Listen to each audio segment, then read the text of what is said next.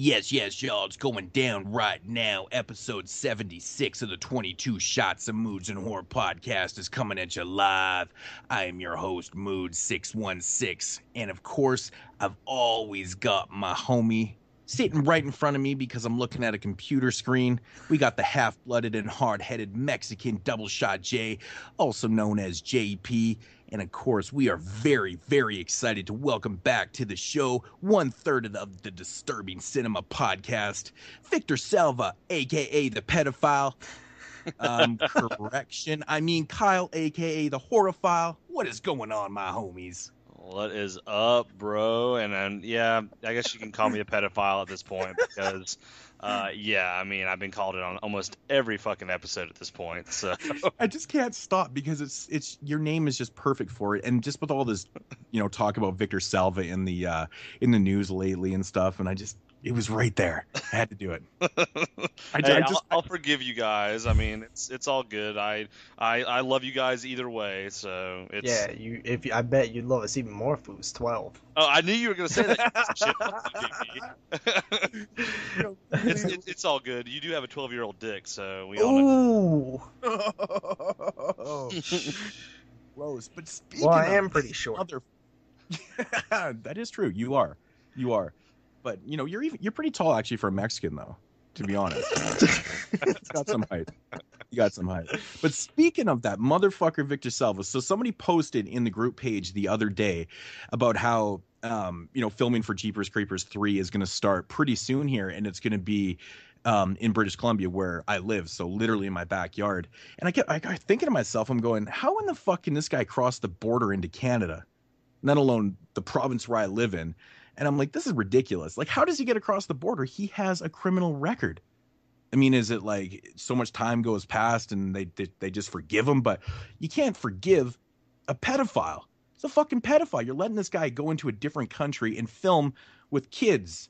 Yeah. BC, where I live. Right. What is going on with this? I just had to bring this up because, well, of course, I brought up Victor Salva, so now I'm all pissed off.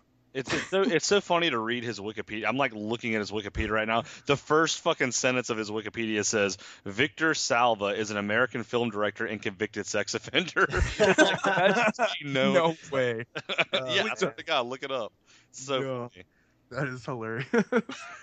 That's so horrible, man. It just sucks, dude. It just sucks so bad to me because, yeah, I truly think, and I believe this, and I've said it before, that Victor Salva, had he not molested a kid, we would be talking about him as if he was a master. He would have made a lot more movies, and he would have made a lot more horror movies, and they probably would have been good based on just his technique. Like he has a good filmmaking technique. He knows how to make scary movies, and it's unfortunate that we were kind of had that ripped away from us. But maybe in the DeLorean, you can go back and be like, hey, drop that penis. Or something like that. I don't know. Like, it just sucks. Wow, that was I funny. always think about it. I think about it. I think of Victor Salva molesting kids all the time. And it brings that's a little strange, though. It brings my blood to a boil because I'm like, you deprived us of some probably great films that probably don't exist, probably will never exist. And in a alternate timeline, we could be talking, because you would never even think of him as a sex offender if he hadn't been, you know what I mean? So everybody would probably talk about how great he was, and he would probably, I think he would be maybe not on the tier of like Carpenter or Craven, but maybe on that. Well, I wouldn't go that. Secondary tier of directors. I mean, the problem. For myself, the problem is with saying, he could be such a great director if he made a lot more films, but it could go the complete opposite way too.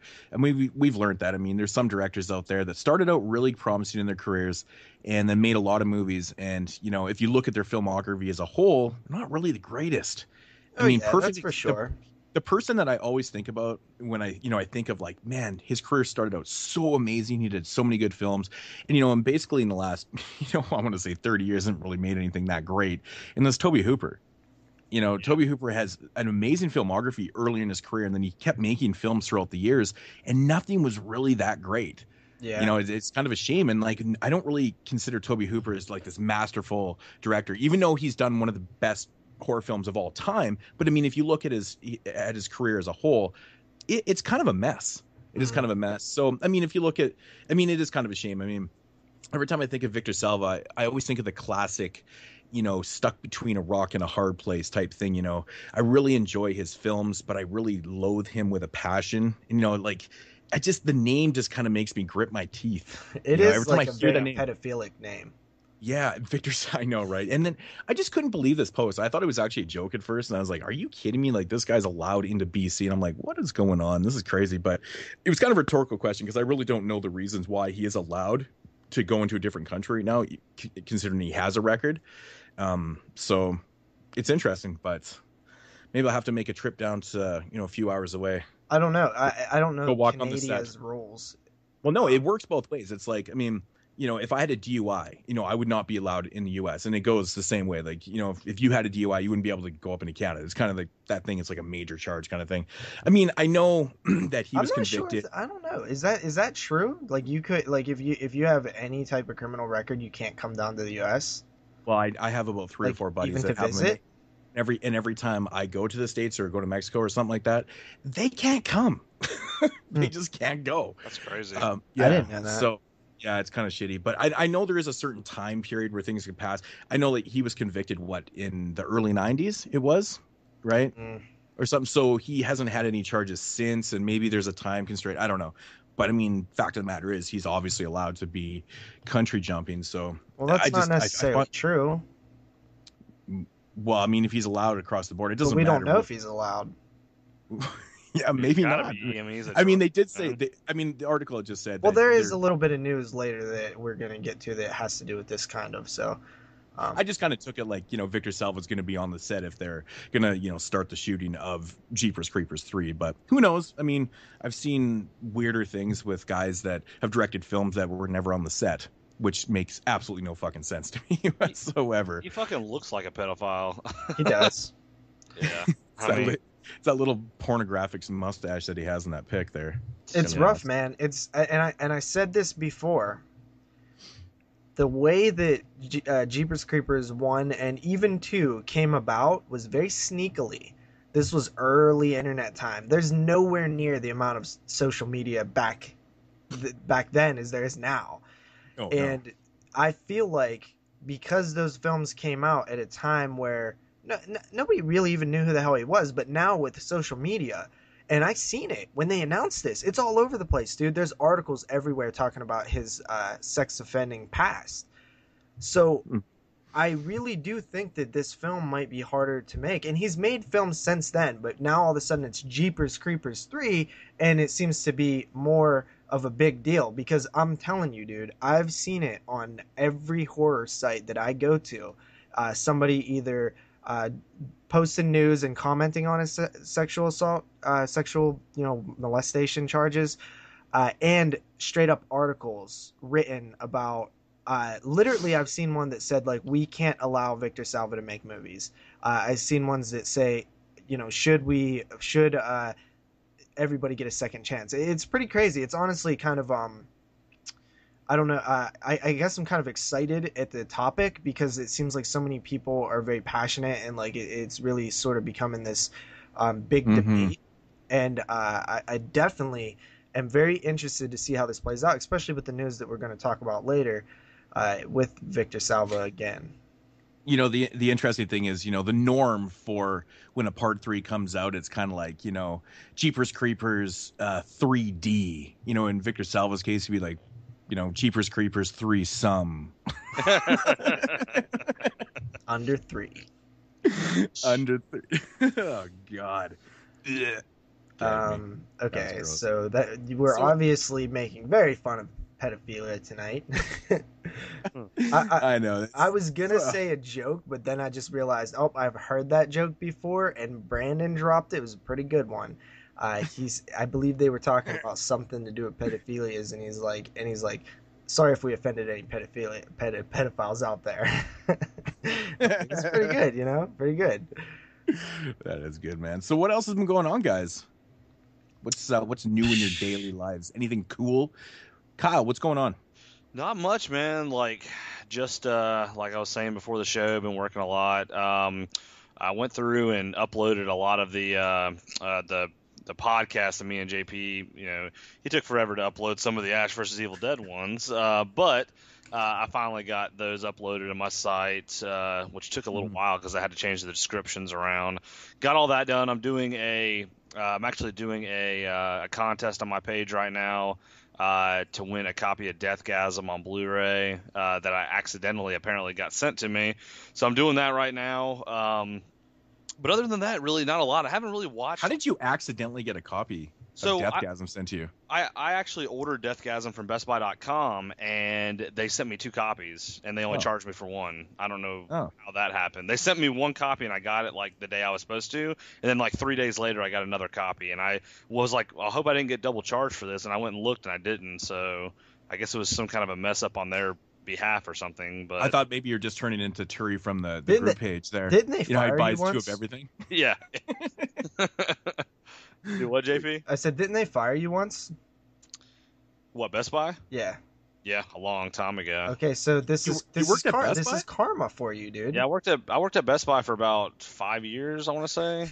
You worked there 5 years and they fired. What'd you get fired for? All right, so this is since JP likes to bring up the past. Why are you bringing up old shit? No, like I had a company-owned laptop, and I had. Oh, you were looking at the gay porn, weren't you? Yeah, I was looking at gay porn on it, and I was actually tugging my meat to it, and they were looking through the webcam at me while I was doing it, and the corporate fired me. No, I'm just joking. But no, I downloaded a movie on my company-owned laptop, and they found out and fucking fired me for it. So. Really? Yeah, they're savage. Like just one infraction? Like you had infraction, never got written up, never got in trouble with that company whatsoever the whole time I was there, and they fired me. Now the funny thing is that kind of breaking labor laws. Like you can't just fire somebody for just one thing, can you? Like you can. I mean, here it's impossible to fire people. It's a little easier here, man. Yeah, it's much easier. You need those 3 write-ups, and then you have to have a verbal and all these other written ones, and then it's just fucking bullshit. It's so hard to fire people. Sometimes you actually don't even have to have a reason. You God, can literally just fire somebody. They might get unemployment or something out of you, but certain states and stuff, you don't even have to have a reason. There is a twist to this story. So when I got fired, this is even more fucked up. This is worse than me getting fired. When I got fired, I had went into an interview to move up in the company. I had applied for a job, went into the interview. They fired me in the interview. Yeah. Wait. You gotta hold up, back up, reverse. Yeah. Hold up. So you're all excited. So I'm dressed up. To go, so I'm dressed up in a nice polo and you've done good at this you've done good at Best Buy, right? I've been moving up in this company for a while. I'm actually pretty high up in Geek Squad. I go in for an interview to move up in Geek Squad. I was going to be the next the next whatever the next roll up was at the time. I don't even remember what it was. I went into the interview when Was you nervous? I mean, a little bit, I guess, at the time. I don't remember. It's been so long. Okay, so get a little more detailed. You walk in to is there a room? Is there one guy with a long table and a laptop sitting there? Set the stage. Pretty much, here's the stage. I was sitting, me and my partner were both moving up in the company. I was going to become what he was, and he was going to become something higher than because we worked together. Okay. So I was sitting in the break room waiting for him to get out of his interview. They pull me into the interview. It's me and my manager, and he's like, hey, before we do this interview, you're going to have to get on the line with corporate and talk to them for a minute. So I talked to corporate, and they're like, hey, we scanned everybody's computer in the company, and we saw that you were downloading movies, and or you downloaded this movie, and they said the name of the movie. I don't even remember what it was. It was something stupid, some shitty movie. And they're like, we are going to have to put you on leave, and we're going to have to find out whether or not you're going to have a job. So they immediately put me on leave, and then they took away all my laptop, my card they give you, and then the next day they fired me. Did you cry? Oh my god, dude, that story is amazing. It was a really just fucked up situation at the time for me because I was. Was you are you serious? No, I looked at him. I said, "Is this a joke?" I thought it was a joke. Like I was like, I've never heard of someone going in for an interview for a higher position in their company and getting fired. Yep, I went in for the interview and got They fucking. honey dick That is some sneaky shit, man. Yeah, That's the some fucked up sneaky thing shit. about it is they fired about 250 people in the entire company for the same thing that I did. And then the fucked up thing about that is some of those people are actually after like a certain amount of time were able to come back and work for Best Buy again, and they're actually working for Best Buy now. And you wasn't allowed. Really? No, I'm allowed to. I can reapply, but I'm not going to work for that fucking company again. What kind of discount did you get there? What did I get? Oh, God, it's been so long. I think I got like a 20% discount. That's not too bad. No, That's pretty good. Better than nothing. It's what I funny get. though because Damn, dude, that story had me in stitches, man. I had to pause You it. told me that story before. It's great. I was wiping tears away. Yeah. Kyle got fired for having 50 first dates on his computer. Dude, it was actually the Adam Sandler film. No, That was totally worth it, wasn't it? It was actually a horror movie. I don't remember what the movie was. It was like some low budget horror movie. But I remember I downloaded it, and the fucked up thing is I downloaded it like 2 months prior to me getting fired. So like it would have been on my computer for like a long time. Did you watch it at least? Oh yeah, I'm sure I did. I don't even remember what it was. Why did you fucking delete it? Why would you keep it on there? Well, it wasn't that like I could have deleted it, but they could still tell that I would have downloaded it. I mean, they scanned. Now, did you think of doing this, Kyle? Yes. Did you think of saying, "Well, I already own the movie. I just wanted a digital copy." Well, they don't really take that into consideration when you torrent things. So I guess not, right? yeah. because that's the case with like old video games, right? You get the emulator and you get the ROMs, and the purpose of that is if you own the game but you want a copy, like a digital version of it. You know, that's like complete bullshit. That's like people covering up the fact that they're fucking downloading Well, movies. yeah, but I mean, fuck, it's I good. mean that's like the thing, though. I mean that's like. Yeah, AKA, I have the worst fucking luck ever. So No, you don't. You got 2 copies of Deathgasm, dude. well, that's like the most exciting thing that's happened to me in like In your my entire life. fucking life.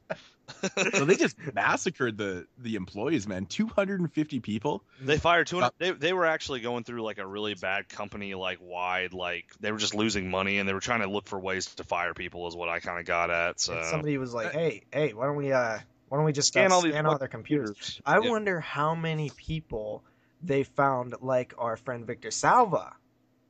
You think they found anybody? Probably. Ooh. I mean, You got to think out of 250 people, you would think at least one would be a pedophile. just 250 people got fired for what I did. There was probably thousands of people that had laptops. Yeah. So I don't know, man. I don't know. So Crazy. Well, That's crazy. Situations. But That's- but yeah, thanks JP for bringing up that fucked up situation again. You really lighten the mood for me here. Goddamn fucking son of a bitch. Oh, man. So if you guys are interested, definitely hit up Kyle's contest on his channel. You can find that probably not in the link down below because I don't usually put his channel there. Let me kind of go over the rules for my contest just really quick. So I'm giving away a copy of Deathgasm, or if you already have Deathgasm, I don't mind buying a copy of something for you if you do win. I've already had like 5 people enter. It's really easy to enter. You go to my page, you just basically like the video that I made, you know, kind of talking about the contest. You make a video response telling me your favorite gore scene of any movie, and you put my name in the description, and you just put the link for your video in my comments. And you know, I'm just going to basically take all those. I think I said the contest was going to end in April 14th or April 15th, Okay. and we're just going to draw. I'm just going to draw a name and send it to somebody. So just Cool. You know, Cool. hit it up. So maybe I'll enter that. I'll try to if I have the time and I have the memory for it. Something I would like to announce. Shit, yo. You know that Synapse Tenebrae Steelbook? Yeah. Yep. I know this like Mexican dude whose birthday's coming up, and he would really like that. So, just saying. Hey, we're gonna keep this under $20, so I don't know how much that is. I think that was fuck like that 40 Steelbook, man. It makes me mad I still. don't even want to think about birthdays, man. That's all I did this past weekend. Had my I don't son's even birthday celebrate on. my birthday. I havened celebrated my birthday since I was like 13. man, it was just like crazy ass weekend. The kids Easter weekend. I start off the Friday with my son's birthday, and it's just fucking crazy all Friday. It's basically almost had like two parties, one for like his kid friends, and then my family was over. Then Saturday, of course, we did the Easter dinner with my family, so it was fucking haywire. And Sunday was my wife's birthday, so that was retarded.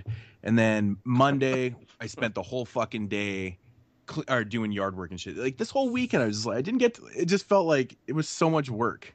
I'm still fucking drained, man. I want to think about birthdays, but yeah. JP, maybe I'll send you something for your birthday, man. I still gotta send you something. It's not gonna be no 10. I can't afford that shit myself. Yeah. Like it's like $8 fucking bucks to me. Fuck that. By the way, Moodz sent me. It's in my next update that I have recorded. He sent me the Canadian super sexy edition of Black Christmas, which I'm a little disappointed I'm have to wait like a year almost to watch it, because I can't be watching that in the middle of this spring. So next winter, that is going in my Blu-ray player as soon as the first snowflake hits the ground in Southwest PA. Thanks for that, Nice. buddy. That was really awesome. I love Yeah, it. it is nice. It's a really stacked edition, man. It has so many features. It has all the ported over ones and all the new ones. It's a great edition, man. Really, really good stuff.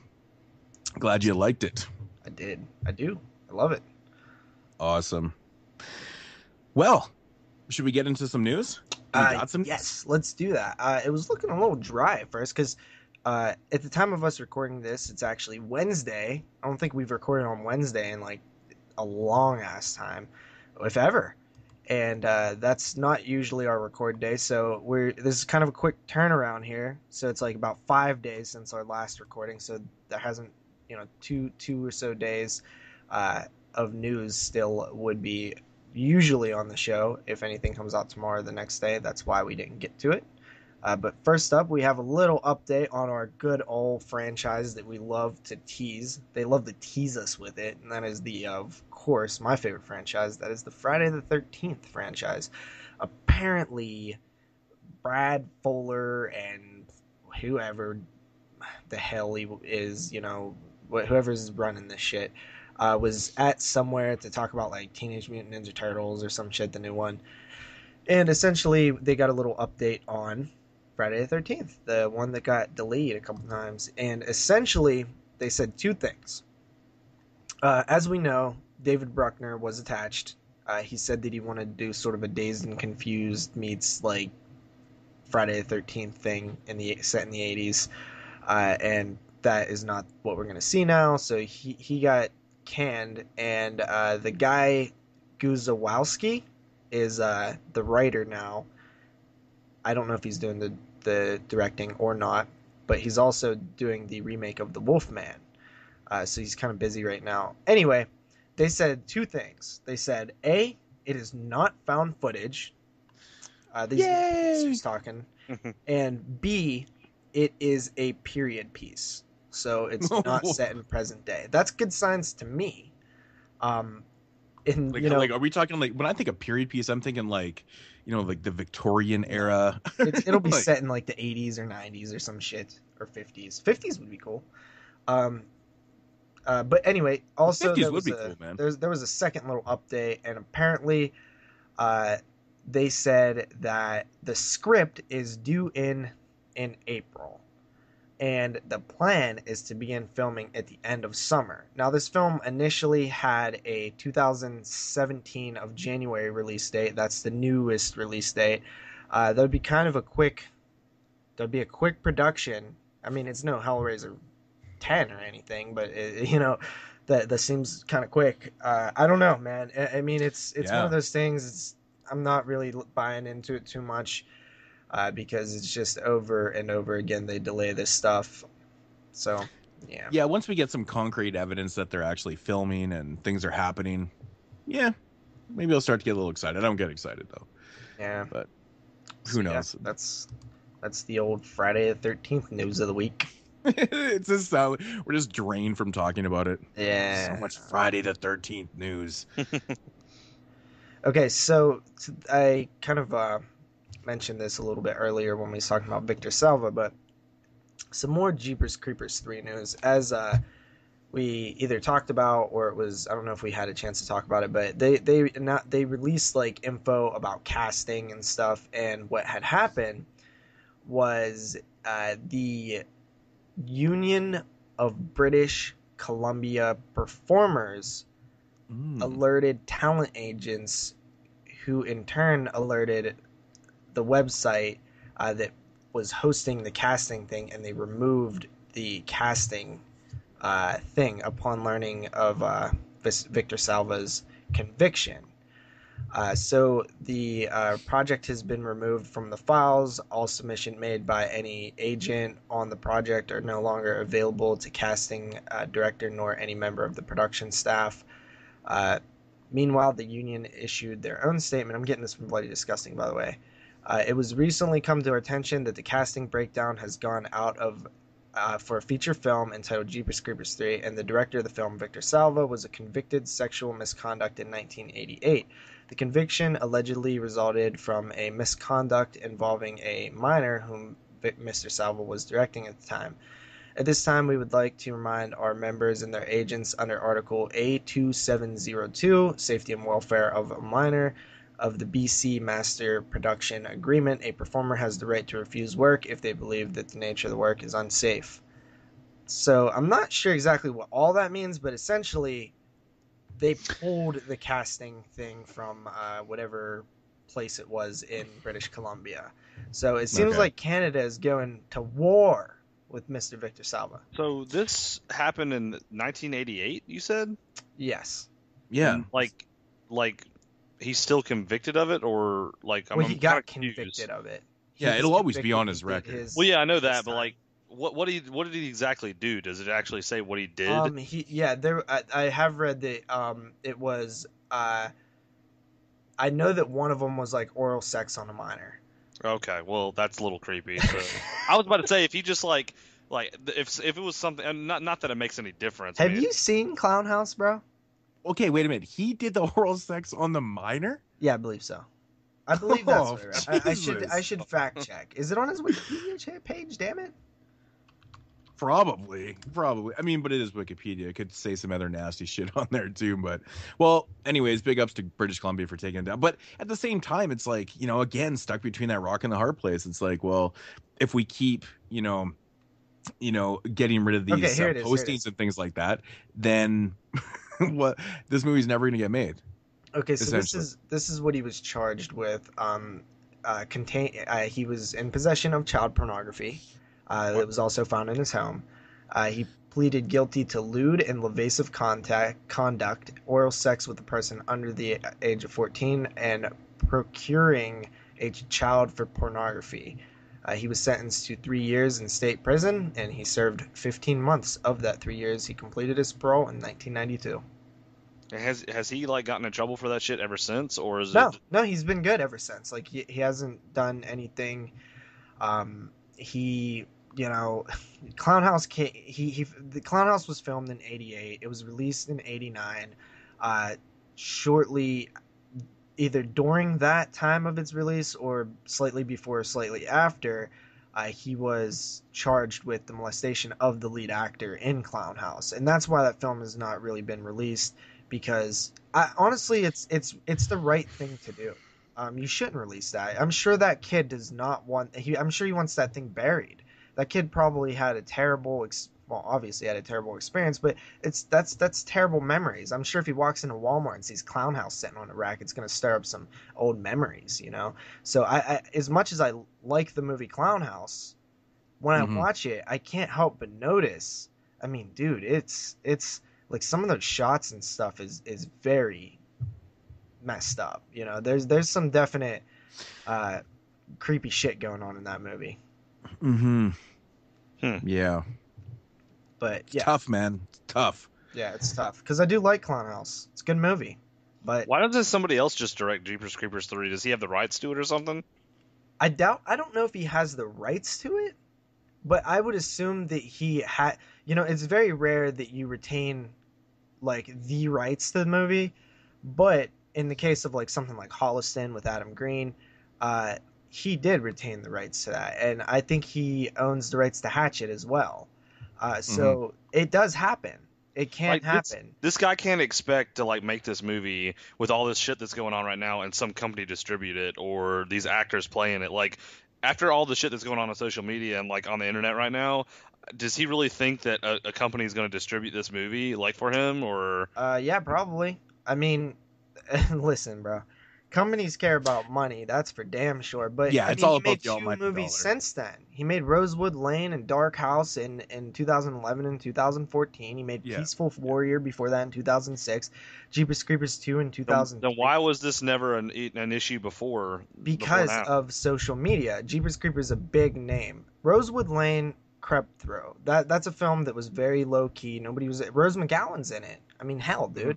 But it's not a film that got a lot of publicity. When you announce a Jeepers Creepers 3, it's going to get a lot of bigger news sites reporting on it, and then that's just a snowball effect with social media, and that's kind of what happened. I predicted this shit, man. I knew this was going to happen because it's just a different beast. You can't quietly creep out at Jeepers Creepers 2 like you could in 2003.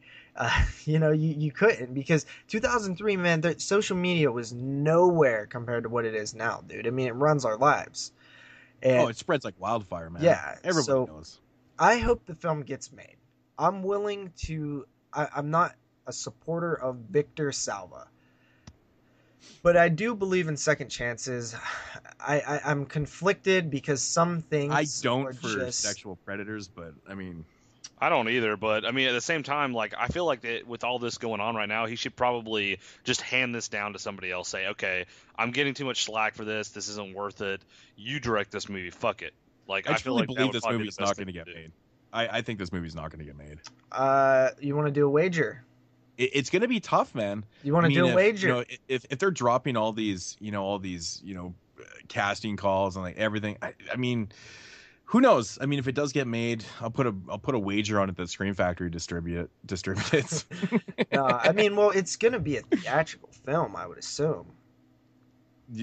Really? You think? Yeah, dude. Jeepers Creepers 1 and 2 made a lot of money. I know, but like it's different times, though, right? I don't think it'll ever get put in a theater. It'll probably go straight to video, dude. I would assume it's straight to. I never even thought about a theatrical for this, man.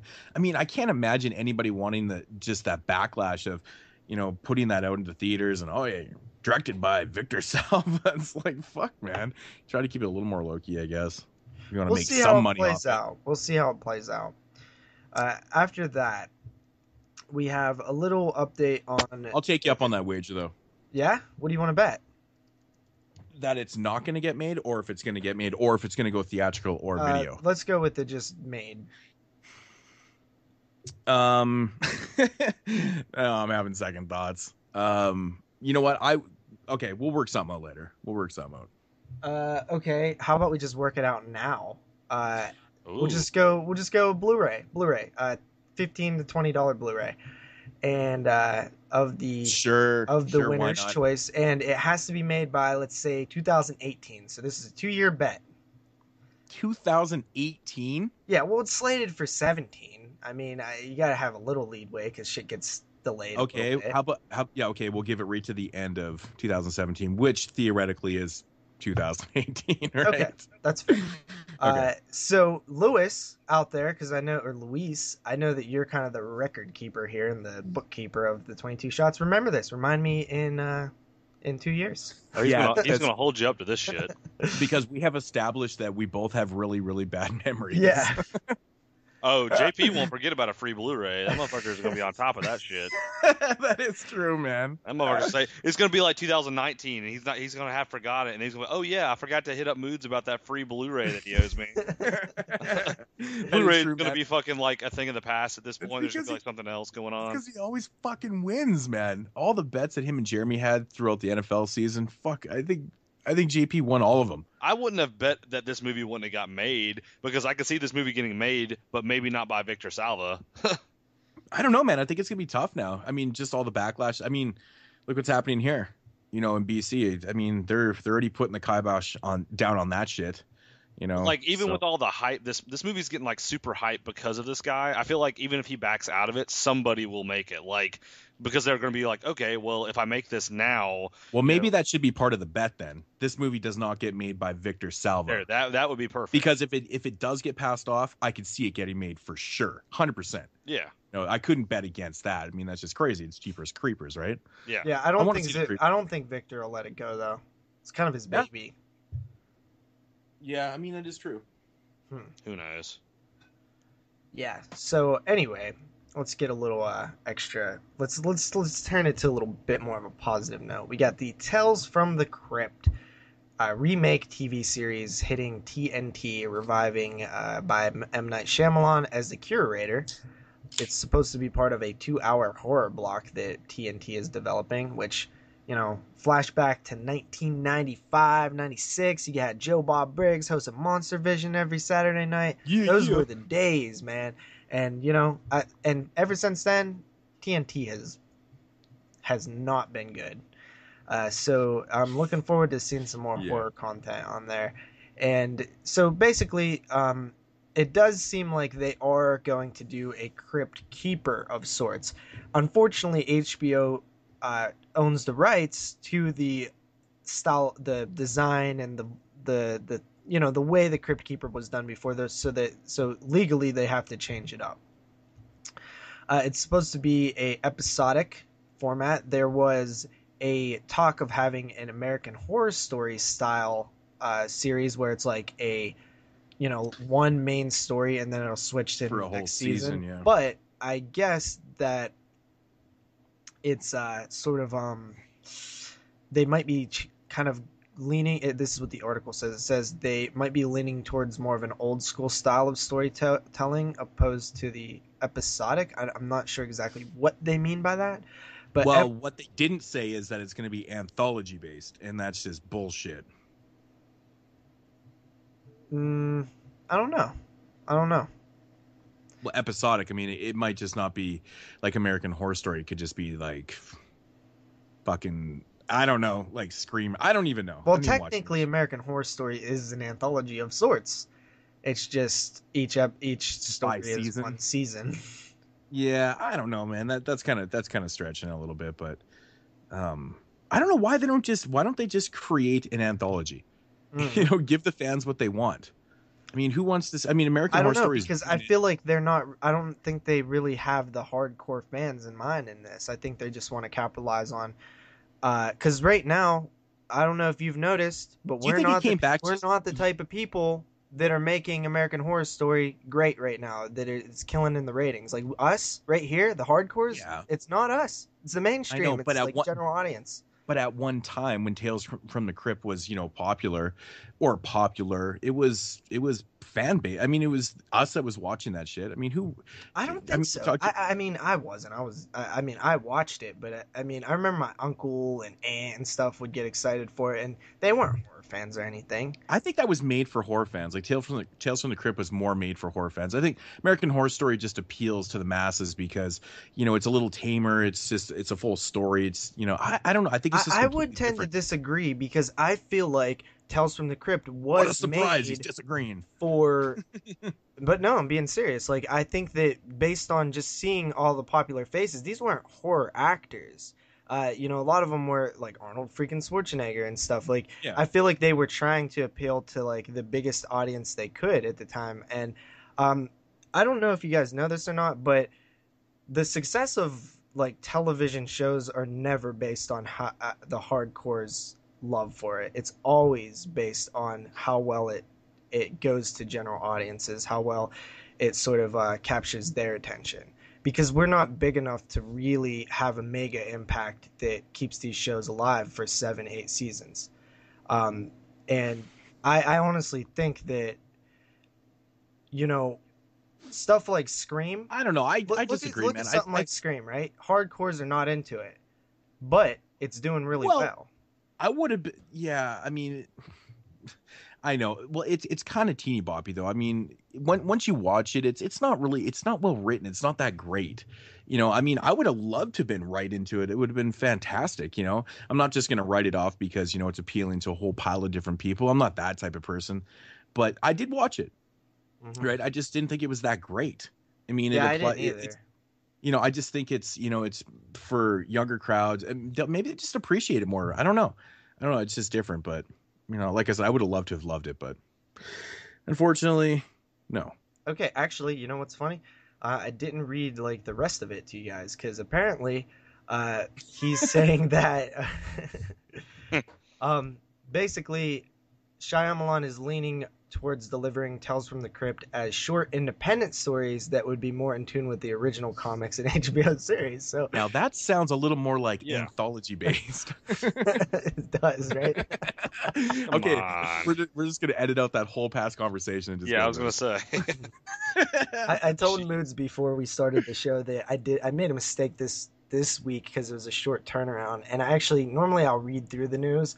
I was just copy and pasting shit today, so I didn't actually pre-read this stuff. So I'm kind of going with the flow. It is strange. It actually feels like we just recorded last week's podcast like yesterday. I know, it's so weird. It's so Because I was so, like I said, I was so busy on the weekend and just like, holy shit, it's already Wednesday. Like we're already recording. Like holy fuck. But no, actually, no. This makes for pretty entertaining when you're not reading right through it. Yeah, I guess so. Huh? You find things out as you go along. Yeah, man. I enjoy it. I think it's fun. All right, so check this out for some news. Demons 3D.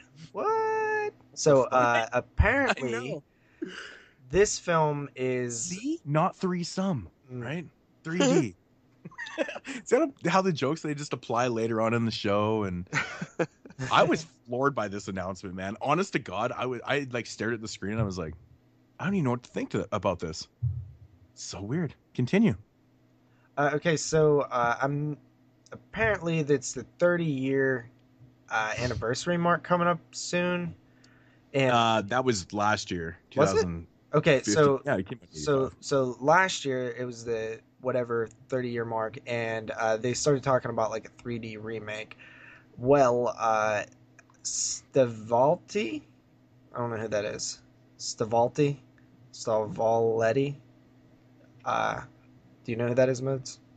I'm not 100% sure who you're referring to right now. It's Italian. Yeah, I'm going to tell you that. Well, anyway, whoever that is, he said we all wish Italian horror could return again, but we know how unlikely that is. We've been speaking about a new Demons movie for a short time now. Dario, Lamberto, myself, maybe a 3D version of Demons, a remake that features the old crew. Stavoletti speaks to the fan base that he's sure exists. We go to conventions across the world and people remember our work, so there's an audience out there for a new Demons movie. We're all sure of it. So yeah, I mean, is that like much of a movement? Not really. That's just sort of like saying like, yeah, it'd be cool if we did this, huh? So there's talks. There is talks of a Demons 3D, but my issue with it is if you're gonna call it Demons 3D, why not just make it a sequel? Like, let's drop this remake talk right away. I know, exactly. That was the first thing I said. I was like, why remake? Why not just make a Demons 3? Just try and to do something, come up with a new screenplay, a new story for it, and just make a third one. Why not? I mean, if everyone wants to jump on board, like Argento and Lamberto Bava, and whoever else was on it, like I'm not sure who you were referring to. Is it Stavoletti? I don't know how to say Italian fucking names. Sergio Stavoletti? Maybe. Is it like Dardano? I don't. It just says. I'm looking at it. It says Sergio Stavoletti. It says the article I'm reading is from horrormovies.ca. It says because Dardano, I think he was the guy that wrote the original story or something like that. So I thought that's who you're referring to. I'm not 100% sure. Yeah, I'm not actually 100% sure who that is. Maybe he's like a producer. So I'm not. Yeah, well, sure. the article that I grabbed only refers to him by his last name. So. Oh, weird. It says he's a film director and creator of special effects Italian. Oh yeah, I think he is the guy that did the effects on it. That's probably right, actually. So, you're trying to pronounce the name. I was like, I'm not sure. Yeah, he did the makeup. He did the Yeah, makeup for the original Demons. Okay, that's where I was trying to think. I figured that if I said some Italian name, you would have known who it was right away. I know. I was like trying. Okay, I'm like, I think I know kind of who he's talking about. Yeah, the effects artist, totally. Yep. Which would be, if you try to capture any of the, that real demons effects and atmosphere from the first, it's gonna be really, really tough to do. It I would think be. that's I'll probably tell what you they're. right now, it will come out and everybody will hate it. I mean, as Because long as they do practical, I mean, if they go the practical route, and at least attempt to try to capture something. I'm not like redo it. I'm just saying capture what they did before. Because we know some of like the later Italian films that they kind of got lazy, man. Like you see CGI in there and stuff, and you're just like, oh god, this is so not 1982 anymore, is it? So I honestly yeah, just that's don't the know if biggest. Argento can make a good movie anymore, and I feel that way about most of the masters. And I don't know about Bava. Like, has he done anything recently? Nothing too recent. I mean, he did Ghost Son, I believe, in like 06, 07. It was good. It doesn't really. I mean, it feels like an Italian film, not so much a Lamberto film. It feels different. It feels a little bit different. It's rough, man. Like a It's lot of sad. like the later Italian films don't have that feel. Like when you watch Italian films, it just it's Italian right away. Oh yeah, Some of especially the later ones from the 70s and 80s, dude. yeah, they're just they have that type of feel to them and look and everything, and a lot of later ones don't capture that. Especially, I mean, Dario Argento's the third film in the Mother's trilogy, Mother of Tears. That's a great example. I mean, it feels like an Italian film, but the effects and everything are just like it's just so AWOL from what you were feeling and seeing before. It's actually crazy, and like I've heard people say that they love the film and stuff, but I'm like, why? It's so weird. But that is a That's prime funny. example of what I wouldn't want Demons 3 to turn out like would be, Mother Tears. Like I don't hate that film or anything. I just think that the movie felt really rushed and the effects were kind of cheaply done and stuff. If they're going to make a Demons film, take the time and redo it, or not redo it, but just do it properly. Who knows? Maybe it could kind of spark something. I mean, maybe we need something like this just to kind of spark like a new wave of Italian cinema. I mean, I know Kyle, I know you're a Well, big fan there of was that Italian. Sandman film that Argento was working on too. I don't know if I know there was an Indiegogo campaign. And then I what know. was the other one? There aren't they like remaking like Shockwaves or something like that? Or what are they remaking? Tom Savini and somebody else, I think. Nightmare City. Nightmare City. That's what it is. So I mean, it seems like maybe there's sort of some interest in sort of getting some of these crews together and doing these like Mhm. Italian films or whatever. But I mean, I don't know. I don't know. Like I'm all for it. Like obviously like I would love to see. Well, I haven't even seen any of the Demons films, but I mean, I would love to see any master keep working. Like Yeah. I still just hope like because I've always been the person that like roots for like the 38-year-old UFC fighter who's like on a title run or something. Like I Well, want him to he's define the basically odds, defy he's the basically odds. the Yeah, underdog now. Yeah. yeah, yeah. Like you just like nobody in the world expects him to be champion again, Yeah. or for the first time or whatever. And I always want them to be just because it goes You're rooting for against Rocky. yeah, essentially, yeah. Rocky when he gets old. So yeah, I always want to see anybody add to their filmography, and Mhm. even better if it could be good, right? So, I would actually like to know what's going on with that Sandman film because I know it's been in pre-production. Like I check up on IMDb every once in a while and I've tried to find out. I can't really find anything on it, so I'm wondering if it's like actually still in pre-production I or thought if they I've just seen a haven't little movement maybe couple months ago. really. Yeah. Do you know? Did you know if it got its? Well, shit. It actually did get its budget. Um, it asked for $165,000 on Kickstarter or Indiegogo, and it made $195,000. Wow. So it actually got its goal. So we actually have to get this film now. Like Nice. so. I assume, and that was in December 3rd of 2014 that the campaign closed. So, Hmm. Iggy Pop stars in it. Interesting. So I'm also seeing on here. I clicked on here and Suspiria. It says the remake is in pre-production right now, and Dario Argento is based on his characters and stuff. So that actually is really, really happening. I don't know. It's That's crazy. been in pre-production for like 4 years. I know. It's so crazy. So who knows? So yeah, that little movement on Demons 3. It was just honestly like that wasn't even worth reporting news, but it did spark a conversation, so I'm not hating on it. Anyway, after that we have Legless Corpse Films has acquired the distribution rights to a horror anthology sequel titled Volumes of Blood Horror Stories. Have you guys seen the original Volumes of Blood? No.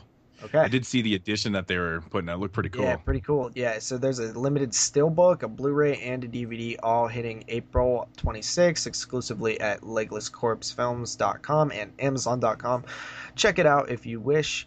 I don't really know much about it, but I thought it was cool looking at least. So Yeah, the cover of the first one looks pretty freaking sweet.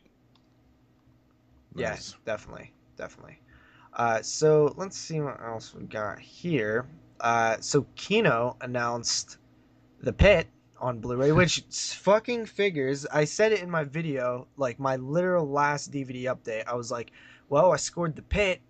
Yeah, I know. Back here, and I'm pretty excited about that because I'd never seen this film.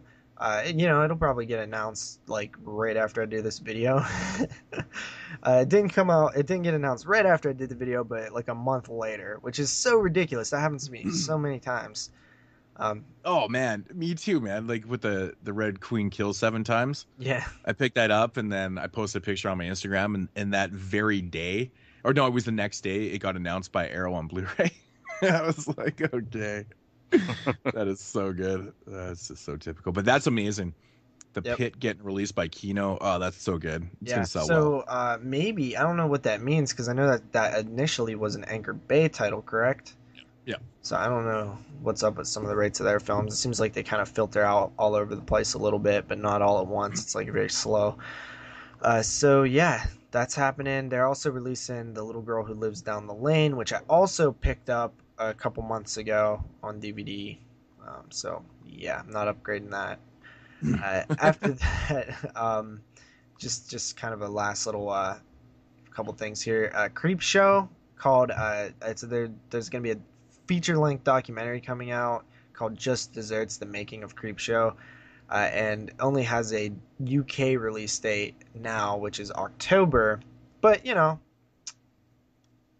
I'm sure it'll hit the US eventually. Actually, I'm tripping because Synapse just announced it. I forgot about that. It's not in this article. Didn't Synapse just announce that? Which one? Just Desserts: The Making of Creep Show. Yeah, they did. Yeah. So actually, this article is old or something because I do remember that happening. Yeah, and then they actually Synapse released or announced another title today too. It was like, I'm not even sure what it was. But then I'm thinking to myself, like, where the hell's all the other ones?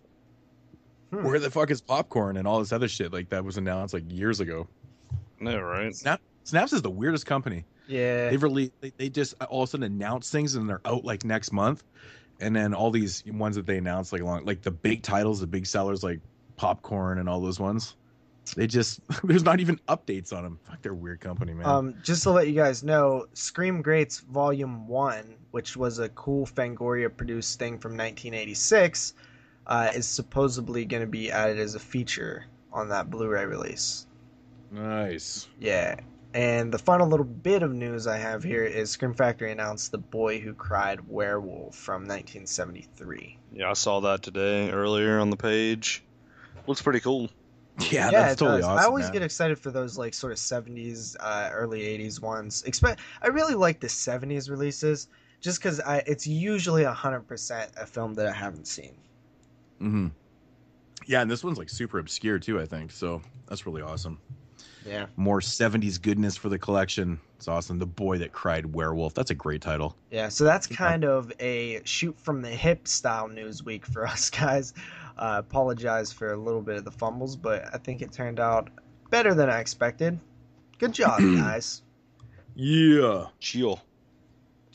Yeah. Chill. Yeah.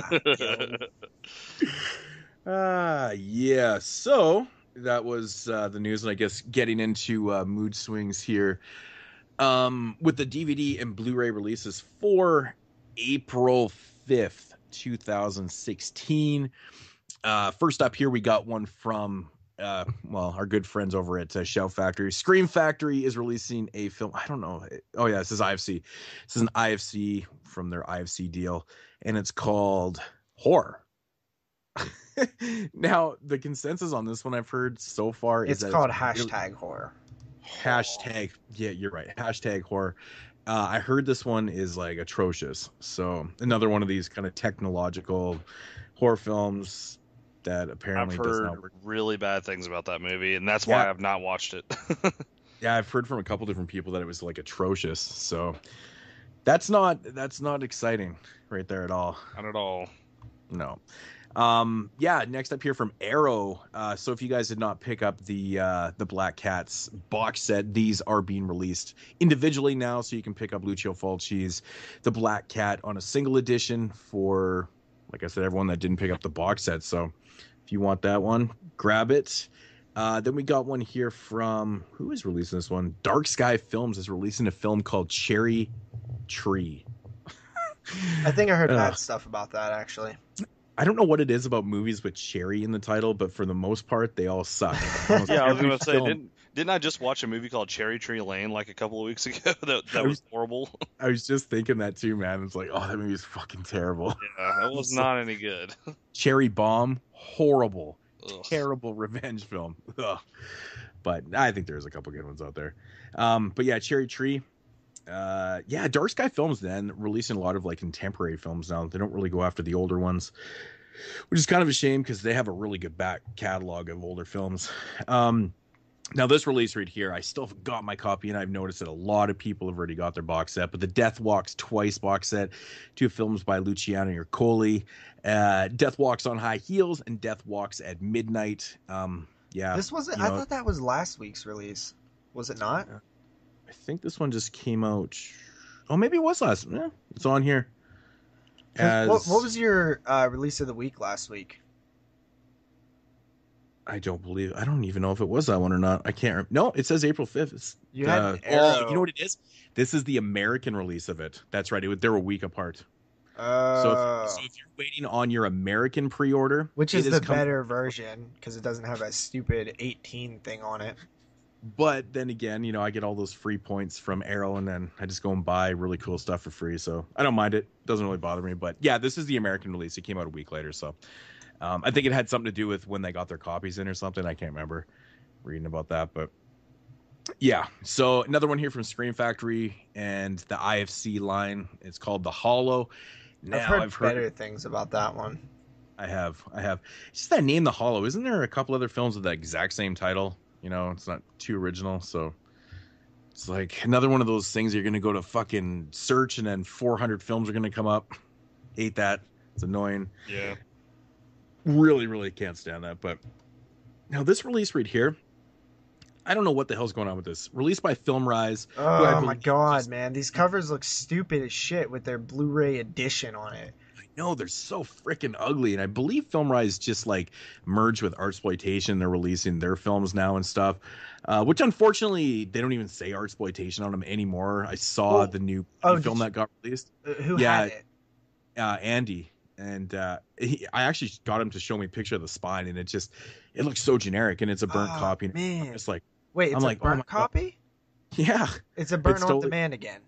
Yeah, they're burn on demand. They just started pressing copies last year. I know. Apparently, I learned from Derek that all Film Rise releases are burn on demands because he has like 3 or 4 of them or something like that. I need to pull in Ray and get an interview or something. I need to know what the hell is going on with Artsploitation. This is getting, I love Artsploitation, man. That was my highlight of my year last year for like some contemporary stuff. Yeah, man. So they released some good man. Good I was stuff. having fun with those. We covered them on the show. The spines are numbered. I got excited to get their new releases in the mail every month. Man, dude. I know. I think we reviewed like 10 films from Artsploitation last year. Yeah, dude. It was like 10 or 11 or something like that. But anyways, getting to the film in question here, it's called The Sec. And it's got this really, really terrible cover with this really shitty banner on top that says Blu-ray edition, like JP noted. It's awful. Fucking garbage is what it is. It looks really atrocious. Yeah, I don't know what the hell's up with that, but unfortunately, yeah. If you're not into the burn on demand type thing, I know some people really kind of get up in arms about it, and they get all pissy They with don't it. work and other on people Xboxes. Nope. So I've heard. Andy said that he went to go watch it, and he was like, "Doesn't work on my Xbox. I got to watch it in the other room." I was like, I had to "Fuck." like watch all the ones that like I think I got burn on demand copy of like Der Samurai, and then I got one of Horsehead. Yep, those were And the I had two. to like watch them in my computer because my Xbox wouldn't play them. So I was like, this sucks. Shit, that's Yeah. brutal, man. All right, moving along. The second half of that Black Cats box set. Your Vice is a Locked Room, and Only I Have the Key, released by Arrow. Yeah, so solo release of that. Yeah, that's actually Really, a good movie. Yeah, really fantastic. I mean, Sergio Martino, great Italian director. Awesome movie, though. Probably one of the weirdest titles ever. I hate that title. I really do. It's so giallo. It's awesome, man. It's a title I can never remember. I'm always like, your Vice is a room, and I have the... Oh, fuck it. You know that Yeah. Vice movie? Yeah. I can never remember. No, I remember trying to review it, or like even in the update, and I kept fucking it up, and I'm like, that stuff frustrates me deeply. Next up here, we got a film called Anguish, released by Entertainment One, or E1, however you want to call it. I don't know, man. This cover, man. This cover. I don't really know. It just got this girl That's standing one on of it with those a that you knife. just say skip. I know, it just looks so beyond generic. But, of course, the selling point of Anguish is that it says based on true events. No, it's not really. I'm just joking. That really just annoys me. Because That's most of not these even movies the are just... selling point, dude. The selling point is it's from the producers of The Strangers. Oh, yeah, even better, the producers wow. of the Strangers. Because that means everything, right? Yeah, totally. Next up here, we got one called Ava's Possessions. And, of course, it's from our good friends over at Entertainment One, or E1, once again. And The Exorcism is just the beginning. I love that tagline, That's man. God. Jesus. It's so bad. It's so bad. Like, even the cover's horrible. Kind of like the font, though. I'm not gonna lie. No, I I kinda do. Like that. It kind of reminds me of like either like a porno or like, a late night like strip club. Yeah, man. It reminds me of the live nudes. Yeah. Those live nudes kind of fluorescent lights, whatever the fuck you want to call them. I can't remember. Uh-huh. But, yeah, you know what I'm. You know what I'm. Neons. Yeah. Yeah. So, yeah, and for the people that were interested in Cherry Tree, it's also coming to DVD. It's on DVD and Blu-ray. But because a lot of these companies, man, aren't doing that. Like, you'll just have stuff on Blu-ray and then just on DVD. But yeah, so if you're not into the Blu-ray thing, it's on DVD. Yeah. Now, this is a release I'm pretty stoked about, because this is a film I didn't really know what to expect from it when I watched it on Netflix last year, and really, really fucking enjoyed it, man. I thought it was great. Released by Sony, and it's called Creep. Yeah, and you can Now- grab that for super, super reasonable price at $9.99 on US Amazon. On Amazon.ca, I believe it was like $18.19. Not I was like, worth it. I was like, what kind of fucking price is that? That's a weird price. I know, that's what I said. I actually made a joke about it because our good friend Jill Ann, she posted a picture of it, of the Amazon. It was like a screenshot of the Amazon order site, and it said $18.19. I was like, what the fuck is with the price, man?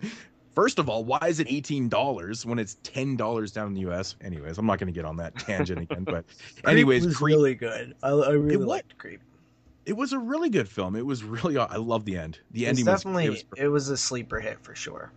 it was one of those films that the whole time you're watching, you're like, where is this going? It was so intriguing. Mhm. It was intriguing. I really enjoyed it. So, oh man, this one right here, I kind of laughed about. Our good friends over at Entertainment One, are they the new Wild Eye?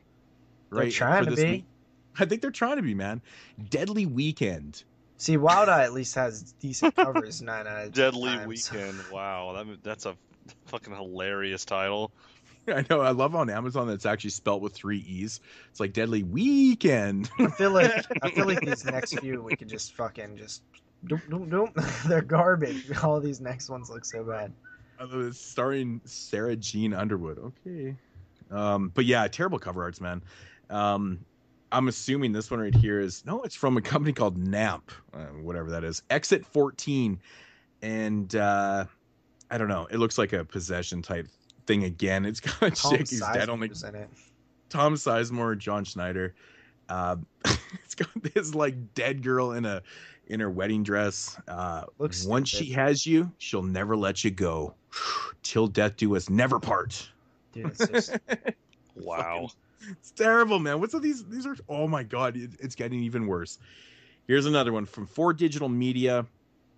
Wow, it's been a while since I've had one of these on here, and it's called The Exorcism of Anna Eklund. I still can't believe they're doing these. Like, Jesus This is Christ. This is They incredible. actually starting to make me mad.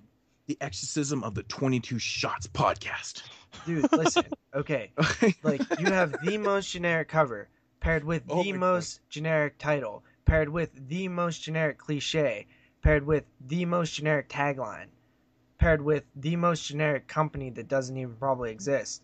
What the hell, dude? Like, it's Like, so we're bad. sitting here talking shit about these movies, and they're probably like the best fucking horror movies ever made. Yeah, right. Yeah, right. I'll trade your 1,800 Blu-rays on that. Now, I always give shit people for judging films and stuff. I always, because JP is like, Troma, every film that Troma's released, say fuck it, they suck. I'm like, you haven't seen that film. He's like, you can't judge that. But this is all fun and for fun and show purposes and stuff. But you got to, these legitimately look atrocious. And I Like, would not subject myself to watching The Exorcism of Anna Eklund. I have a hard time watching anything that says The Exorcism of ... Yeah, insert and, like, generic name like Anna. Anna Eklund, like, Or the Mary. Swedish goddess. It's like the Or Swedish goddess. Emily. But these fuckers over at 4 Digital Media here are charging $10 for this thing. Ugh, and of course, it's based on a true story. No, it's not. Listen, if somebody That's was bullshit. like, hey, I will give you this money, I want you to direct a movie. It's going to be an exorcism movie, and it's going to be called The Exorcism of Emily Atkins. And they're like, See what you did you're there, not going to Jim. make any money here, but, Yep. you get to direct a movie. And, it's pretty low budget. The script is, pretty weak, but, we're going to touch it up a bit. I would say hell no. I would be just like, no, I'm not doing it. I don't want to do that. That's stupid. I know, I hate right? these movies. I hate them. I totally feel it, man. But oh wow. How can you So look at next- that and it not piss you off? Oh, it's just it's Pretty bad. honestly. I just want to punch the wall. It's like right now. borderline. So mad. It's like I'm right bent out of the shit. very idea that you want people to pay for these is like criminal. Hey man, they're still making It's fucking. snake oil. Children Damn of it, the they're Corn selling movies. us snake oil. They're still making Children of the Corn movies. We can't be saying anything about movies You know what? that are At the like. top of the show, I was going to ask you, hey, Kyle, did you hear that our Children of the Corn show is outdated and we're going to have to do it all over again? I think I listened to something somewhere Do where it all over again. you guys were talking about that. So was there another one coming out or something? Yep. Or Yeah, 10th one. Children of the Corn, The Runaway. they should And I- fucking kill themselves. Like I kind of heard. stupid. I kind of heard that this new movie is like a sequel to the TV remake. I don't know if that's the word on 100% the true. street. That's what I That told is- you. That is the word on the gangsta streets. So if it is, I mean, really, we all had the remake pretty high. Like, Yeah, it's it's so- surprisingly high. So Yeah. talking about these movies, so me and my buddy came down and visited me this week from Philadelphia. He is the biggest Hellraiser fan that you could ever meet. This guy knows everything to do with Hellraiser, like no matter if it's trivia or who the directors were, their backgrounds. This dude knows everything. We were talking about Children of the Corn and we were talking about the Hellraiser movies, and the last two movies in those two franchises were Dimension Extreme movies, and they were fucking horrible. Like Genesis and what was it, Revelations, I think, for Hellraiser. I think it was like Hellraiser Revelations or whatever. It was. And Yeah. fucking like we were like, why do they keep doing this? Like they're just continuing to ruin something that started out, for the most part decent. And now with the Children of the Corn, like Hellraiser, they're talking about doing another movie. No, they're not talking about it. It's Well, they are. It's being filmed. Yeah. They're doing another movie for that. They're doing another movie. It's like, when will they fucking stop? Like, Well, what is I'll this? tell you when they'll stop. They won't. They'll stop for 5 years, and then when their rights are about to expire, they'll make another one. We talked about this on the show. crazy, You obviously man. do not. They'll make listen that new to Hellraiser podcasts. movie. They'll make that Hellraiser movie in 5 days and put it out. and they'll retain the rights, and then And they'll 5 talk years about doing later, a remake for 5 Well, years. I and then they'll understand. repeat. I understand the concept, and we did talk about it. But the thing is, I want to know who the people are behind this that just think this is good ideas. These movies can't be making that They much don't money. think it's good ideas. They definitely don't. They literally probably see it as just like, we have to make one or we lose the property rights. But I mean, they quite obviously don't care. They're not trying to have original films. I guarantee you that they sell though. Because I remember when Revelations came out, like everybody was just so curious, and I remember everybody showing it in their update. Including I don't think I made videos back then, but I did buy it a few years later, and I did check it out immediately when it came out. I personally did not find it as atrocious as most people. It is a very bad movie, but I don't know, man. I never watched Revelations. My friend, when we were talking about it, he was like, I don't even consider that a Hellraiser movie. Well, Yeah, I don't consider any of those Hellraiser movies Hellraiser movies past 4 because they're not. But I guess they're actually not. Yeah, they're actually not. At least Hellraiser was actually Hellraiser Revelations was actually designed as a Hellraiser movie. Like there's like the skin, the skinned alive stuff, and like coming back. Like it actually has Hellraiser. They brought back the old bum from the. I mean, like they actually like. Maybe if you had like another 6 months of preparation and a few more rewrites of the script, and Doug Bradley, you would have had a solid Hellraiser. A little bigger budget too. Yeah, that's But anyway, after that we have The Hoarder. Wow.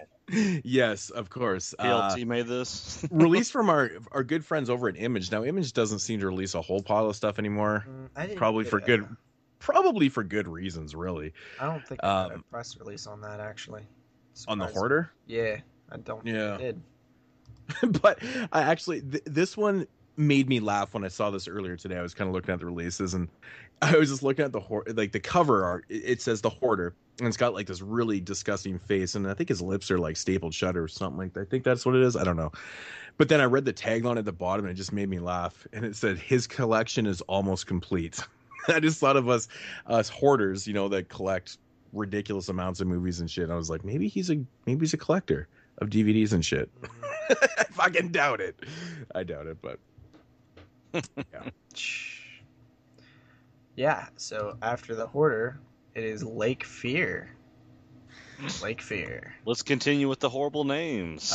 Looks like a ghostly of sorts on a lake. well, maybe, apparently I'm not doing the releases anymore, so maybe a little cabin fever type shit in there. This one is released by Entertainment One, looking as dreadful as ever. Then after that, we have Telltale. I'm just messing around. Go ahead, Moodz. You're a fucking dick.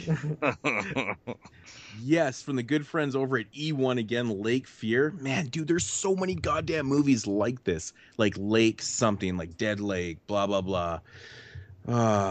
Lake Mungo. It's been... It's actually not bad. But those are actually pretty good films. But I'm just saying, Eden Lake is amazing. Yeah, Lake Mungo is actually pretty good too. The tagline: "It's been waiting to get under your skin." Jesus Christ, so good. Why is that one right there $11.99? All the other ones were $9.99, but this one happens to be $2 more. Did it have a little bigger budget? Maybe it's the best one. Who knows? Yeah, right. Yeah. So from Alchemy here, we got one called The Tailheart, of course, based on Edgar Allan Poe's short story. We talked about this last week, starring Rose McGowan. Yeah. I didn't know that it was that low tier of a release, or I wouldn't have acted like I was potentially excited for it. Yeah, who knows? You never know with these type of movies, though, right? Every once in a while, I'll pop one of these things, and I'm like, you know what? The production value on this isn't that bad. It doesn't happen a lot. It's usually like maybe under 1% of the time, but the point is it happens. Yeah, so sometimes you're right. You do get them, but I just don't even like taking the risk on them. I just wait for somebody else to find out that they're good and then tell me, because honestly, I have so much good. Yeah, I have so much good stuff to watch that like I don't even want to mess with this stuff sometimes. That's why you watch them, so we don't have to. Exactly. I do everyone a solid, man. Okay, Moodz, question. Yes. That was the end of the releases, unless you have anything else. That's what I have. That's Okay, what I have so this week. question number 2. Release of the week, but I don't I know. think you can do Death Walks twice. I know. Because It's so strange. we did it last And week. I believe the odd thing is that I've actually picked the Black Cat set as the release before. Mhm. You know, so does that eliminate the Black Cat and your Vice is the Vice one? You know what I mean? No, because I think it's technically a different release because you can only pick one. You couldn't pick both. You know what I mean? So Yeah, I guess. Well, in that case, then we're going back to Arrow and we're going with Sergio Martino's classic Giallo. Your Vice is a locked room and only I have the key. And I said that. approve that message because I did really, really enjoy that one as well. And looking at everything here, I mean, Creep is really good, but it's not really a release. You know, that's just a movie. At least the Arrow is a release. Yeah, I agree with that. So, Okay. Yeah. So, that is going to conclude the DVD and Blu-ray releases again for April 5th, 2016. So make sure to go out, run, real fast to the store and pick up all those E1 releases because they sound awesome. Do it. Just do it. Just do it. Do not do it. Don't do it. Wow. Looking at Kyle posting stuff on Facebook right now. Oh, wow. Kyle's posting on Facebook right now? It was like 50 minutes ago. 50 times. The show was longer than 50 minutes, man. You can post. Holy fucking Jeremy over here. He's posting on Facebook and talking to his friends, and he's like, I mean, it was related to the What's up, show, Gary? so I can't hate on him too much. Tell Well, them at what least- I posted. At least next week it's a that's a good- picture of Victor Salva, Justin Long, and the chick that was in the first Jeepers Creepers, and it says #never forget. It's actually quite funny. I don't That's think like anybody- one of I don't 3 think things anybody that that's Kyle like- has done that since I've known him that has. I don't think been funny. anybody that's liked that photo understands like the humor in that. I don't know if they understand who that is that I posted. like, what is the expression on Justin Long's face? Is it like pure horror? Or something? It's like, he's like, I'm not telling anybody. No, he looks actually extra happy and dope. It looks like he's touching, like Victor Salva's touching his penis. He's Oh, smiling. that's so wrong that he looks he looks over happy. Yeah, he's like super smiley. Oh no, that's Yeah. gross. So, All right, anyway, so moving along into the rest of Mood Swings here and into the voicemails and questions. So what do we want to start with? Do we want to start with let's go with the questions written. We'll do with the questions first? Yep. All right, so what do we have for questions this week? Anybody know? Yeah, I do. Brandon DeWitt, he asks us, since I'm in the land down under, I'm going to leave the question here. This question is for everybody. Everyone, what is your favorite band/artist? Oh, yeah. Favorite band/artist. Well, my favorite group of all time is Tribe Called Quest. And in that light, we unfortunately lost Five Dog last week. So I was like really, really fucking destroyed. It was terrible, terrible news for me. But yeah, my favorite group is Tribe Called Quest. So yeah, now I'm all bummed out. I don't even want to do the rest of the show. I mean, I guess Kyle could go. It's going to be something lame and stupid anyway. No, I think my favorite group of all time. Anal cunt. Dude, that's a good one. That's actually a good pick there. Anal Cunt, yeah. No, I fucking actually saw Anal Cunt live when I was young, but Nobody cares. I would say Deftones probably because I've always I fucking don't even know loved what that the band. is. You've never listened to the Deftones? Are you serious, No. JP? What are they? What do they do? They're a band. They fucking have musical instruments and they Yeah, bang like, on what the kind drum. of band? They're like, I don't know what you would consider them, like new metal. I don't listen know. to that stuff. You're the only person that's listening to this fucking podcast right now that never heard of the fucking Deftones. I guarantee you. Yeah. I mean, favorite band/artist. Let me guess. Eminem. Yeah, probably Eminem. Hit it on the head. Eminem or Blink-182. Yeah, Blink's a Nice. good one. Yeah. You know, You've heard because of Blink-182? You've never heard of the Deftones? Really? It's the same time period. I grew up on Blink-182. I didn't grow up on Deftones. Yeah, but I mean, if you were listening to Blink-182, they were all over everything. I when the didn't listen to Blink-182. Like like early on. I was raised on hip hop, and Eminem was like, you know, like 99, and that was like one of my first exposures to like somebody new, and you know, I fucking love Eminem. And Blink 182 I kind of got into a little bit later, but when I was like sort of like 13ish. But yeah. Mm-hmm. So that's probably mine.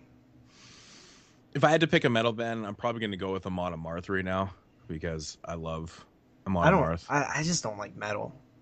I like In Flames a lot. That's another one of my favorites. Yeah, I got a lot of In Flames records, man. Do you know? Have you ever listened to Amon Amarth before? I love Amon Amarth. Yeah, I love well, Amon hold Amarth. up. Dude, man, I've seen like live. Dude, those guys are like fucking amazing. They're man. like Viking metal, dude. I just picked up their new album like yesterday or 2 Really? days ago. Yeah, it's fucking awesome. It's really, really good stuff. You want to know what I thought Kyle was gonna say? What? One of the first times I met Kyle, he was like, "Dude, do you listen to Drake? Been listening to this album all fucking week, dude." I love that. I love it. Hey, I love some fucking Drake too, man. I ain't gonna lie to you. God, how much I detest Drake is just like unbelievable. But You whatever. know his name is not really Drake, right? How can you dislike a walking meme? Really? Yeah, It's pretty much what he is. Is a Right, fucking alright. walking meme. Started from the bottom, now I'm here. Yeah. That's like his worst song. I fucking hate that song. Anyway, next question. Kyle Dawson asks, "Are you picking up Jesus Christ? Are you picking up Bride of Reanimator this month? Does the Pope shit in the woods?" Next question. I am not picking up Bride of Reanimator this month. I have mine pre-ordered.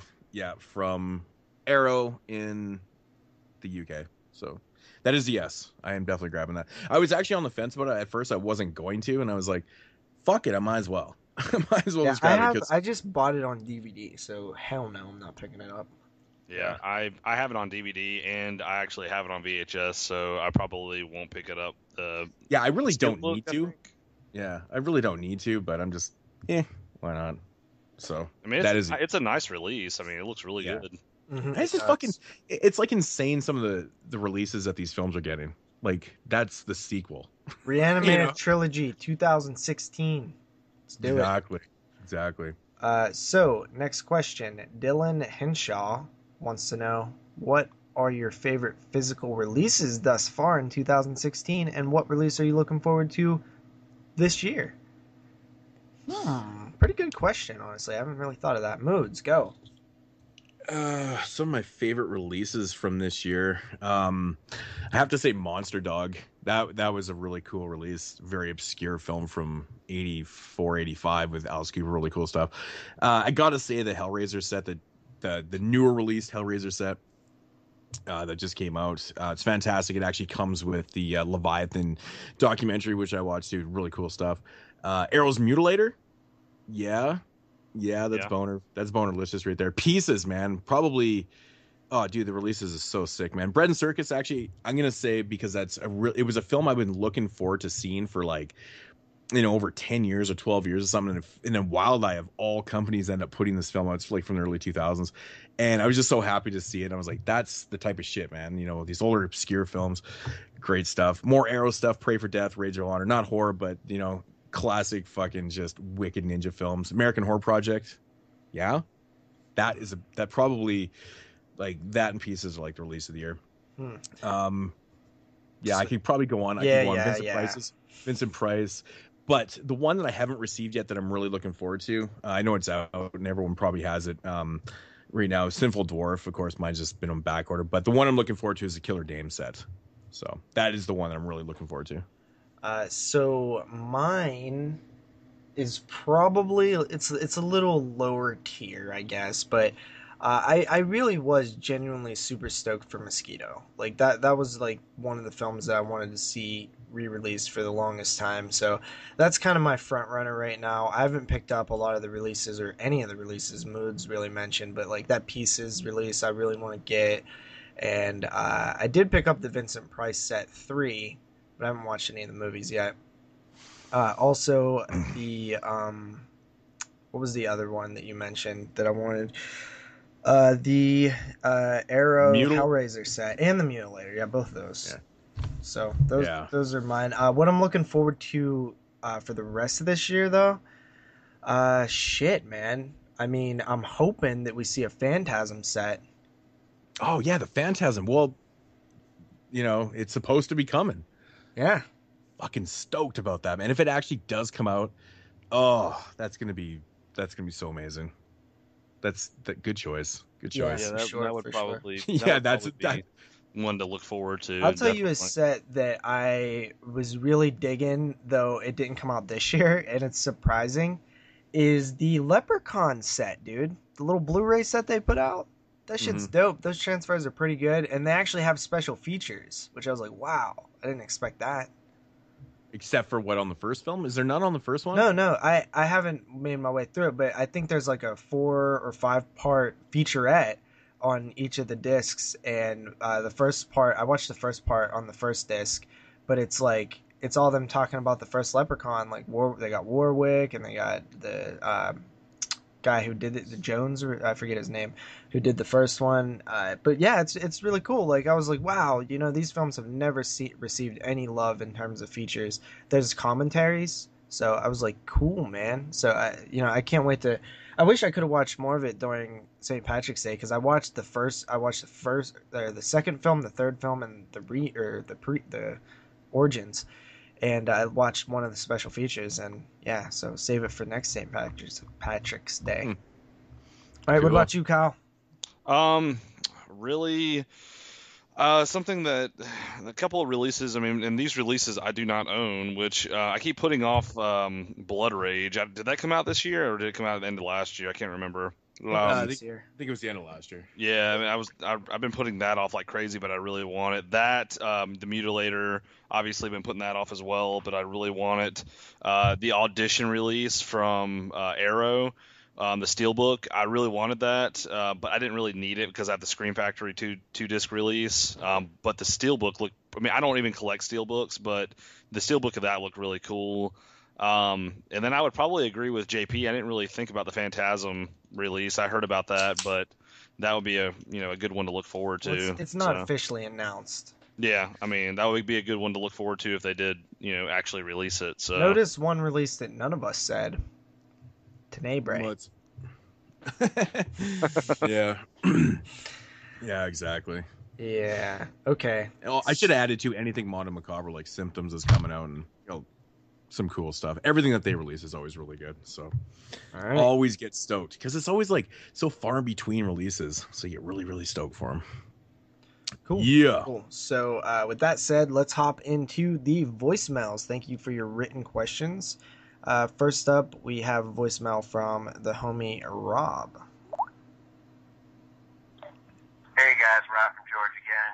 Just happened to be on the highway driving home from my brother-in-law for Easter, and I had a thought. I just want to share real quick and a question real quick. I just made another UK order, and I found the 1951 version of The Thing from Another World with James Arness and company there. Anyways, the interesting thing about this pickup is John Carpenter provides, it's a 2-disc edition. John Carpenter provides the commentary track for the movie. This is amazing to me, because I've always thought, how awesome would it be if John Carpenter, having done The Thing and whatnot, provided a commentary for the old black and white movie. And sure enough, I found it on the UK site. And so my question is, if you could pick any director to go back and do an audio commentary of an old black and white movie you love, what would it be? Or who would it be, and what would be the movie? And anyways, I cannot wait till this movie gets to me and sit there and listen to John Carpenter talk about The Thing from Another World, which is just freaking awesome. So anyways, just thought I'd share that real quick and a quick question, and you guys take care again. All right, bye. Dude, so Rob, that is really cool that you found that, because I would have never even considered to look for something like that. But that is really, really neat. I never knew that existed. Thanks for pointing that out. And also, I want to say, Rob. Look at Rob showing us some shit now. Yeah. You know, he's always giving us props for showing him stuff, and like this just blew my mind. Like my headphones fell That's off what my I head. was going to mention. Rob has been doing these little videos on our Facebook page where he kind of highlights a film that we talked about that he went out and watched or bought based on our recommendation. And I just love that. I think that's one of the coolest things that anybody's ever done, related to us. Just because it's like, wow, man, like one, it's very cool to see like what he actually shows, and two, it feels good to like hear that he discovered cool films based on our podcast, right? Yeah. Yes. So, what do you guys think about that question? That's an amazing question. Oh my God, there's so many. There's like so many combinations I could put together. I didn't know about this one. You didn't send me this voicemail, so this is just off my head. But the first thing I thought of was Quentin Tarantino doing a commentary for Blood and Black Lace by Mario Bava. That'd be sick. Which isn't black and white. Oh, did he say black and white? He did, but I'm sure that kind of count. That counts. Well, you know what? I'll just say anything. The Girl Who Knew Too Much by Mario Bava. That's a black and white film. So. Yeah, I mean, sorry, honestly, I must have missed the black and white part, but Tarantino's such a big Italian, like he doesn't even consider himself an American horror filmmaker. He just, he kind of takes from other things and stuff. And I like that though, man. He's got such a knowledge of film, and he's just such a fanboy. I'd like to hear his commentary on any Italian films, really. I think it'd be amazing. Yeah, I think that's a good go-to, man. Quentin Tarantino. I would like to hear a commentary on any film, any film that's not his, because he's just going to go fanboy, and he's going to tell you all this stuff about it that you didn't know, and all this stuff that influenced him. Like, I think that would be great. That's a good choice, Moodz. What about you, Kyle? I would say, just for the simple fact that recently, well, not recently, but within the past couple of months, I watched for the first time Bad Taste. I would say Peter Jackson may be doing like a commentary on Night of the Living Dead, because I know that he's very heavily influenced by like old school zombie stuff for a lot of his earlier movies. So I think that would be a pretty cool commentary, I think. You know what's cool is that's public domain, and he could literally just do that and release it like legally. Peter Jackson, do it. Come on, man. That'd be sweet. Yeah. That's not bad. I'm going to go with Robert Zombie, and he's going to go back and do a commentary on The Blob from the 50s, because he was once going to remake The Blob, and I'd be curious to see what he has to say about it. It'd be interesting to hear Rob Zombie do a commentary of the movie White Zombie. Yeah, I thought about that one too. Yeah. Just because, of course, that's what he named his band after. Yeah. But I just never seen White Zombie, so. Oh, really? It's good. It's a cool film. So, thank you for the voicemail, Rob. We have one more from Rob, so let's go with that one. Hey guys, Rob from Georgia here. I guess I got to redo that. First one came in a little too choppy. It was on the highway, so sorry about that. But it was Easter, so I think I said Happy Easter to everyone, and I think I've pretty much talked about what happened the other night when I put in my Esophagus Blu-ray, and it did not. That big warning thing came up, and had a heart attack. And but very, very thankful to the Facebook site, and Gary, Neal, and Moodz all kind of chimed in real fast and kind of redirected me in what I needed to do. And I think the point of that voicemail was just to point out just how great that Facebook group is. I mean, for things just like that. I guess it just happened too fast, and I was a little too tired and frustrated to go looking for directions and all that stuff. And so that quick post got me redirected pretty quick, and that's a great thing. Just having that that Facebook community that you guys have had going, and I think I just pointed out that how much I appreciate it, and that it's there, and that there's a community of guys and gals, I guess, and that can kind of help somebody out in a quick fix like that with a technological problem, and so just very, very appreciative of that. So thanks again to Gary, Neal, and Moodz who kind of bailed me out that night. I probably would have had a heart attack or something, but got everything redirected and fine, and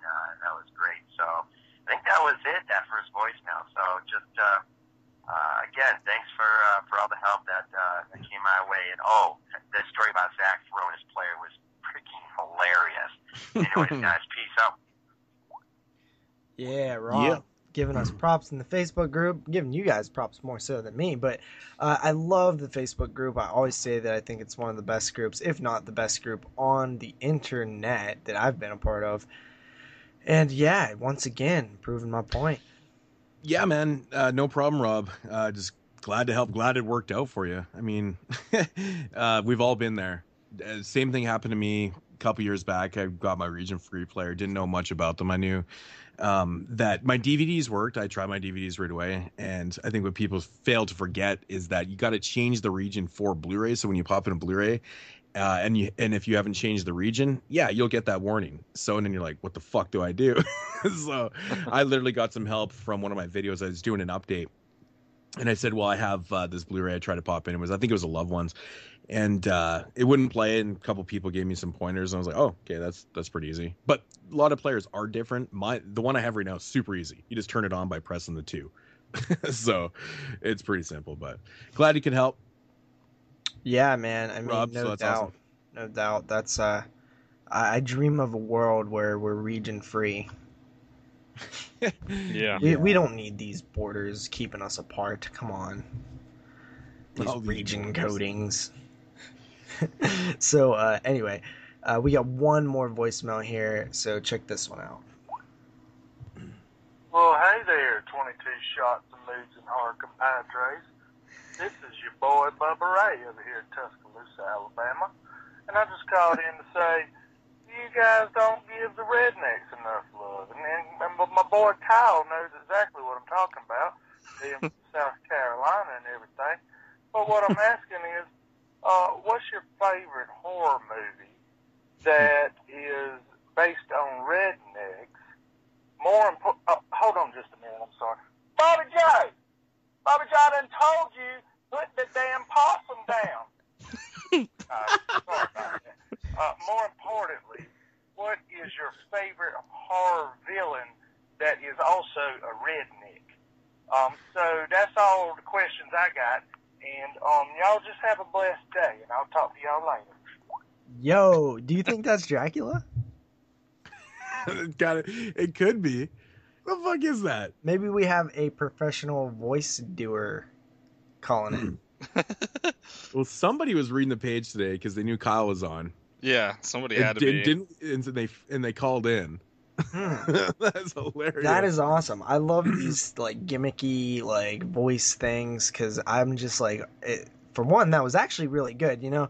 And I give whoever did that props because you only get one shot, right? You get one shot, and it sounded pretty good. So give them mad props on that. Is that how y'all talk down there, man? Yeah, man, we got these fucking fucking cousin fuckers down here and shit. So fuckers. Yeah, man, fucking brother and sister fuckers. We got all kinds of incest going on down here, so that's the way they talk. That's what happens. Dude, that's fucked up, man. So, yeah, I believe the question was, what's our favorite redneck in a horror movie type deal? Something that came to mind, and I'll go ahead and start with me. The first thing that came to mind when he said that question is the movie Wolf Creek, the redneck from Wolf Creek. That just, I don't know. That's the I first think thing it's that popped in my mind. slightly different though, because that's like a outbacky, like it's a little different than the. Well, he's still kind of redneck. rednecky in a way. Yeah, I guess he's like so. hicky. I mean, you don't have to necessarily be from the South, to be a redneck. I mean, he's very hicky and like, I don't really know how to explain what a redneck is. I mean, they're fucking rednecks. Like when I look at you and say you're a fucking redneck, you're just fucking like, I don't know, trashy, I guess is the best way to put it. So that's the first thing that just popped into my fucking mind. So good. The first thing that came to my mind was, if this counts, is of course Otis from Devil's Rejects, House 1,000 Corpses.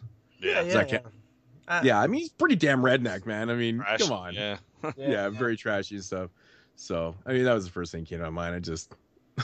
I don't know. I think of stuff like Deliverance and shit. Well, honestly, I actually thought of Deliverance right away, but I don't know, man. Like, some people consider it a horror film, others don't. I don't know. I'm kind of on the fence with that. I think I have it in my horror collection, but I just have it in didn't my see horror collection, but I Yeah. wouldn't necessarily say like this is a horror film. But it's definitely, I mean, shit. That moment, one moment is more horrific than all of my horror comedies. So, I know it's terrible. so yeah, that is the voicemails, fellas. Sweet. Yeah. Who did you pick? I said Deliverance. Oh, you were actually going with Deliverance? Yeah, I mean, I'm not. I didn't really think about that question at all.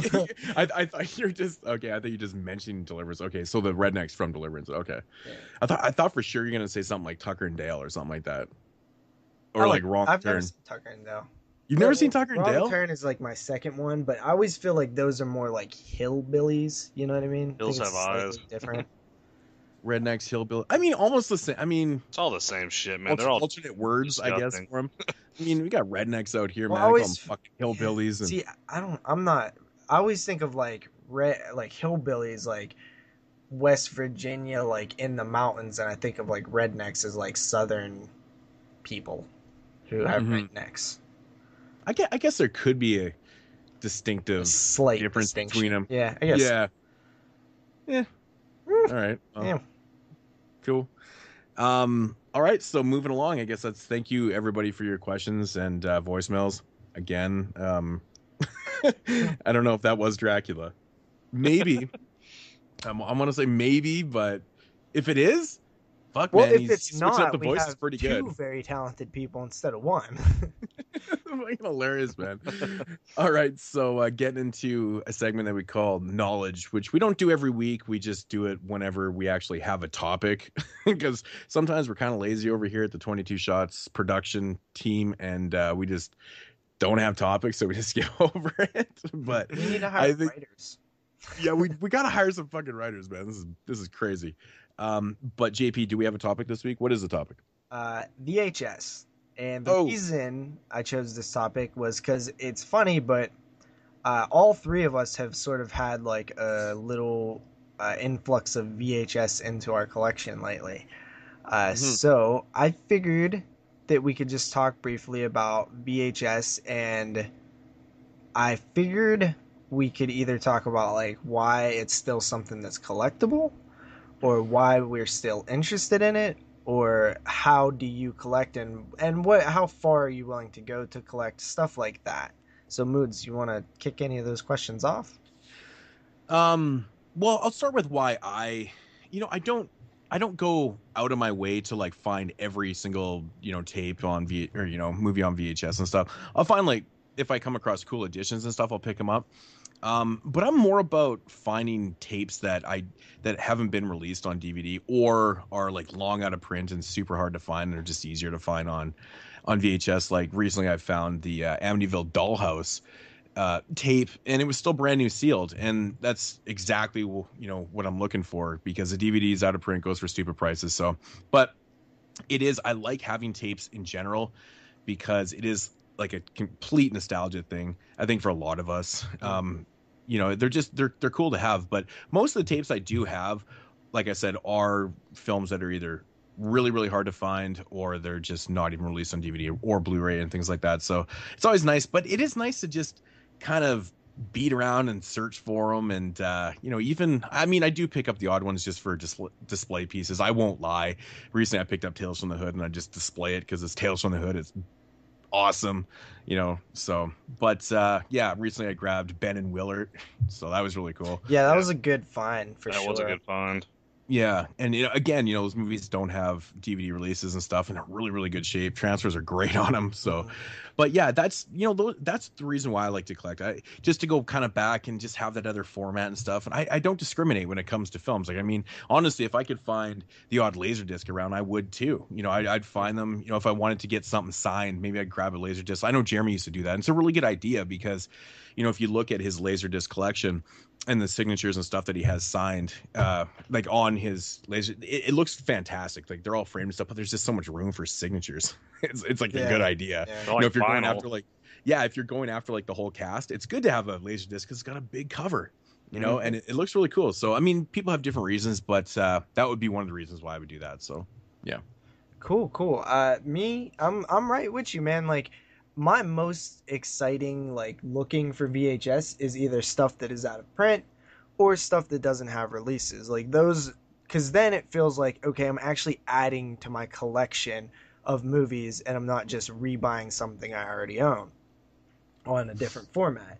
And one of the more recent examples is I found a copy of Sometimes They Come Back Again, which came out in the year 1996, which I need to see for my 1996 and Moodz' 1996 top 10 show that's planned for the future. So I'm starting to pick up some of these films, and that was one that did have one release in the US, and it was a double release with the original Sometimes They Come Back, and it's never been re-released, and that release has gone long out of print, and it actually wasn't even very widely available to begin with, because I've only seen about 2 people that even have it.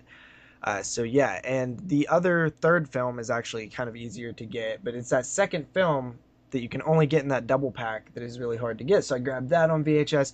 But then Kyle recently started buying some VHS, and he'll get into that in a second, but he has been like showing me this group page that apparently was in the Adjust Your Tracking documentary, and I picked up a few things off of there, and it was kind of addicting, so I grabbed a few more things, and next thing you know, my update has like 13 VHS in it or something crazy. Damn. I don't think it was that many, but it was probably about 10. And so I grabbed like Phantasm for just a couple bucks, and these aren't like good releases or anything, but I just wanted that on VHS. I grabbed what was it, Mother's Day, Texas Chainsaw Massacre 2, which I was really excited about, and The Wicker Man from my first thing, and then I grabbed The Night Flyer, which actually was a good find because that one is out of print right now. And the cover to The Night Flyer is actually cool because it's like kind of shiny, like that Tales from the Hood one. So I was actually really excited to get The Night Flyer. I got it for $2 and shipping, which was like $3. So I think I paid like $5.50 for it altogether, an extra 50 cents somewhere in there. And that's worth it to me. So I wasn't complaining about that. And then I went to Goodwill the other day because I was like, okay, I'm gonna like poke around and look for some VHS. And I found like 3 Star Wars VHS. I found this weird, this was actually cool because like I doubt this has a DVD release, but it's called Alien Autopsy, and it's like a 60-minute documentary on like Area 51 or something like that from the 90s, and it's like narrated by like one of the guys from Star Trek. I don't know if it's probably common or something, I don't know, but I just was like, oh, this is cool. This is like kind of horror based, and I'd never seen this before, so this is something that is worth $1 to me, and I grabbed The Fog on VHS at that Goodwill too. So I was like, they don't really have much horror. Actually, somebody told me that Goodwill throws away a lot of the horror titles that they get, which doesn't surprise me. Yeah, that's like actually true from what I hear. Now you can go to some Goodwills and they don't. It depends on the store, but the big rumor is within the VHS community is that Goodwill does throw away most of their horror titles, and that's not just Goodwill. That's most thrift stores for the most part, like Salvation Armies. I think that's a company policy for a lot of those companies. Well, I do think that the Goodwill like runners or whatever are like really religious, so that would make sense. Somebody told me that one time. I don't know if that's true, but they had like a shit ton of Disney clamshells, like a lot of them. Yeah. And I was like, should I like buy these? Like I used to have all these when I was a kid, and then I was just like, nah. Yeah, I don't go for the Disney shit. Just the Disney shit's so common, you can see it everywhere. It's just like it's not worth picking up. I mean, because it's everywhere. So I don't know. Yeah, mine has like a whole wall of them. Yeah. So. Crazy.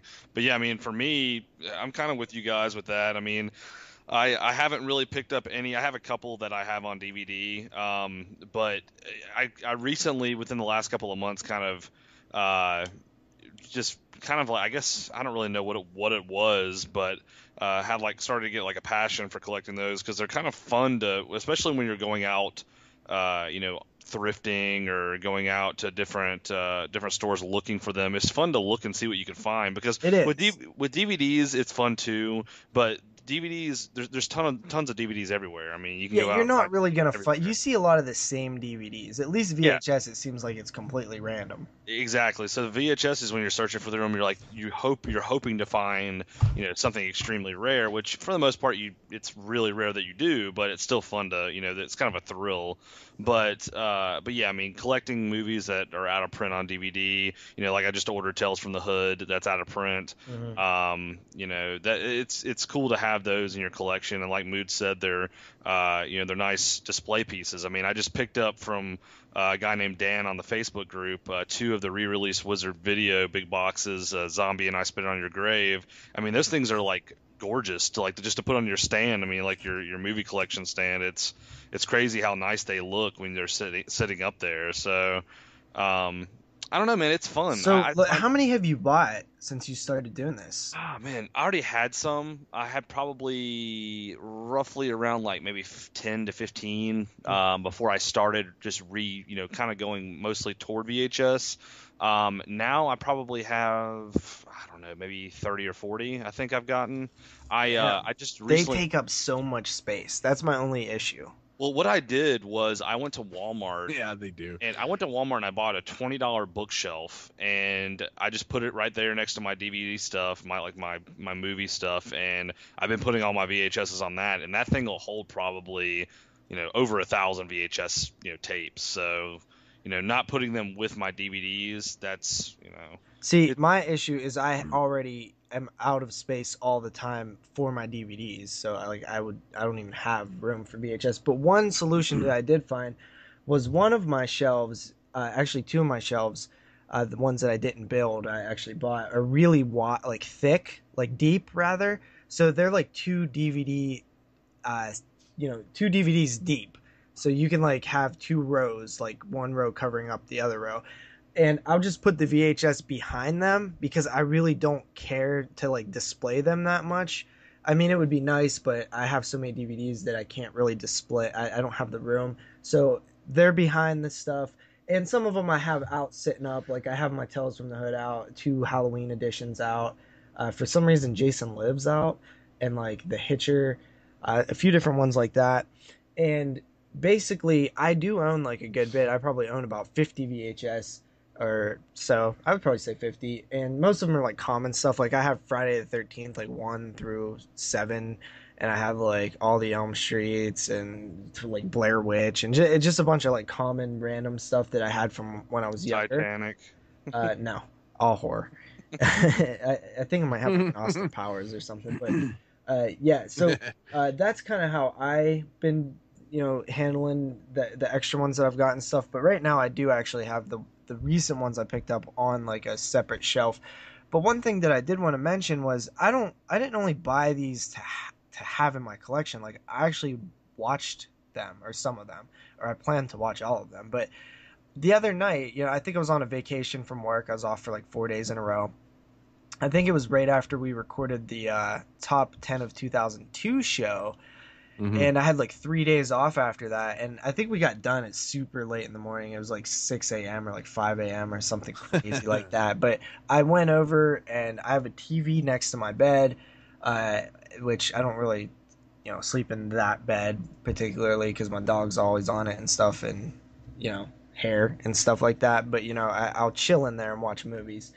And basically, I popped in Phantasm. And it was awesome. I watched half the movie before I fell into this tranquil, half nightmare dream logic, half sleepy, my eyes getting heavy thing. It's a great movie to watch when you're super tired. It's perfect on VHS. And I remember feeling I would doze off for a second, and it would be right when the music would kick in or kick out or something. It was really cool, and I finished it up a couple nights later.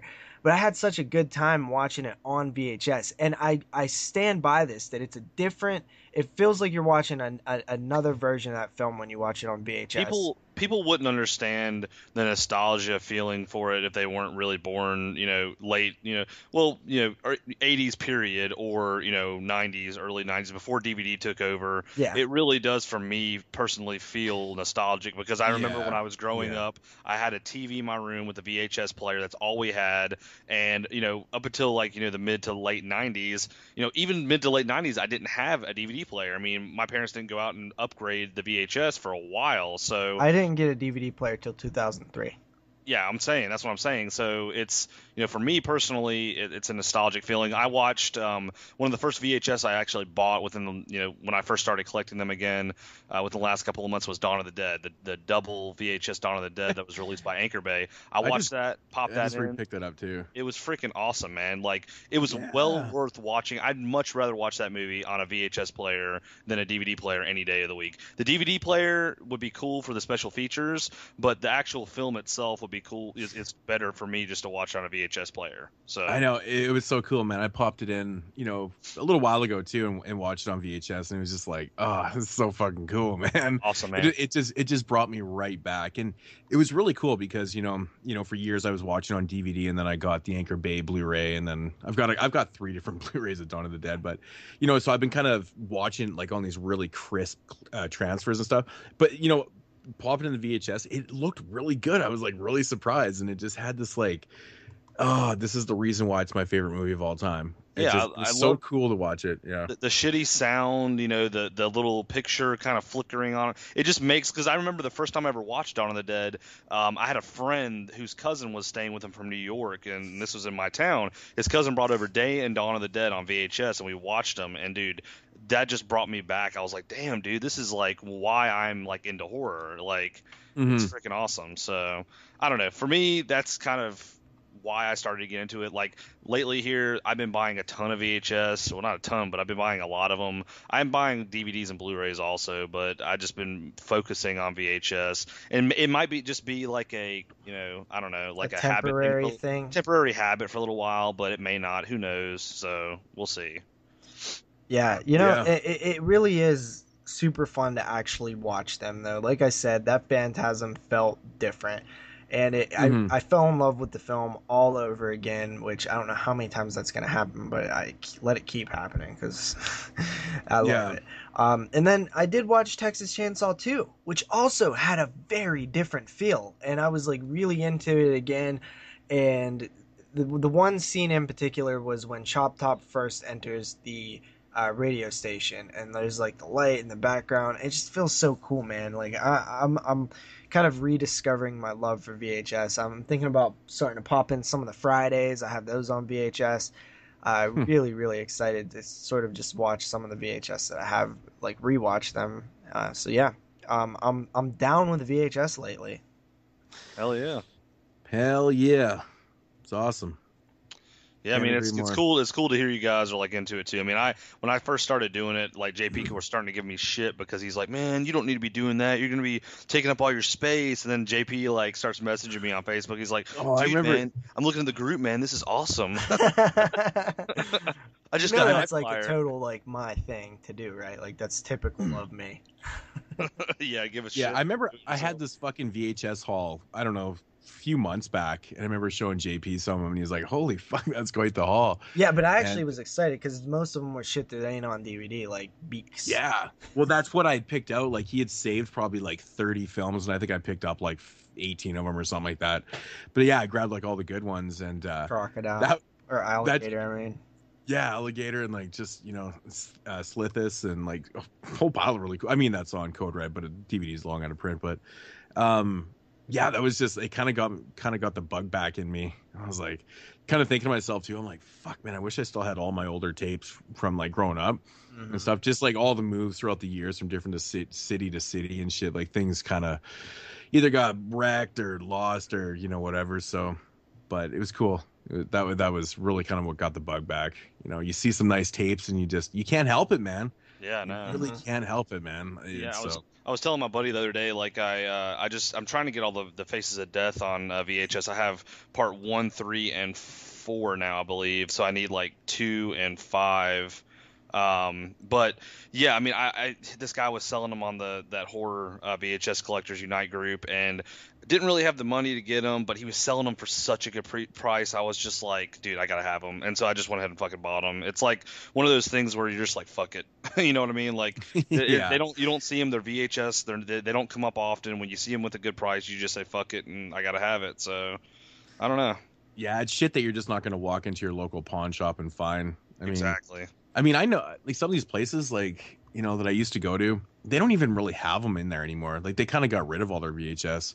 You know, like where I live, it's really sad. And like the ones that they have like a little small section and they're very generic titles. And it's just like, you look at it and you go, God, that's terrible. Yeah, it's the same around where I live. I mean, I went to like all around my local thrift stores, man. They don't have jack shit VHS. They have like Titanic, like 20 copies of fucking Titanic, and Speed, and like all these generic titles, and it's just like, come on. I found this really strange edition on VHS of The Ring the other day, like the American remake.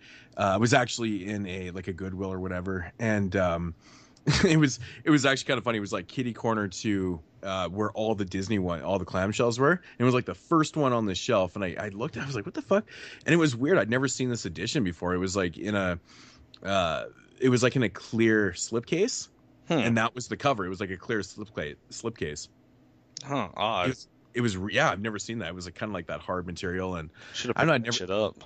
Yeah, it was kind of weird. I'd never seen it before, but I was just like, I wasn't really looking for something like that. But I don't know if it's common. It probably is, but I just never seen it before. But it was different. I'd never seen. Yeah, that sounds pretty fun. Like that. Sweet. Yeah, another thing about VHS too is they're fucking cheap as shit, some of them. So I mean, you can like pick up VHS for like a fourth, if even, the price of like a DVD or Blu-ray. I mean, you see a title you want, if you don't mind not having special features really, and maybe, not the greatest quality, obviously, video, then you can pick it up and own it for, 50 cents to $1, depending on the title. So it's it's some of them can be it can be an expensive hobby, getting into VHS, because there are a lot out there that are expensive, but you can find a lot, man, for that aren't that expensive. I mean, that are cheap. So yeah, surprisingly enough, it is true.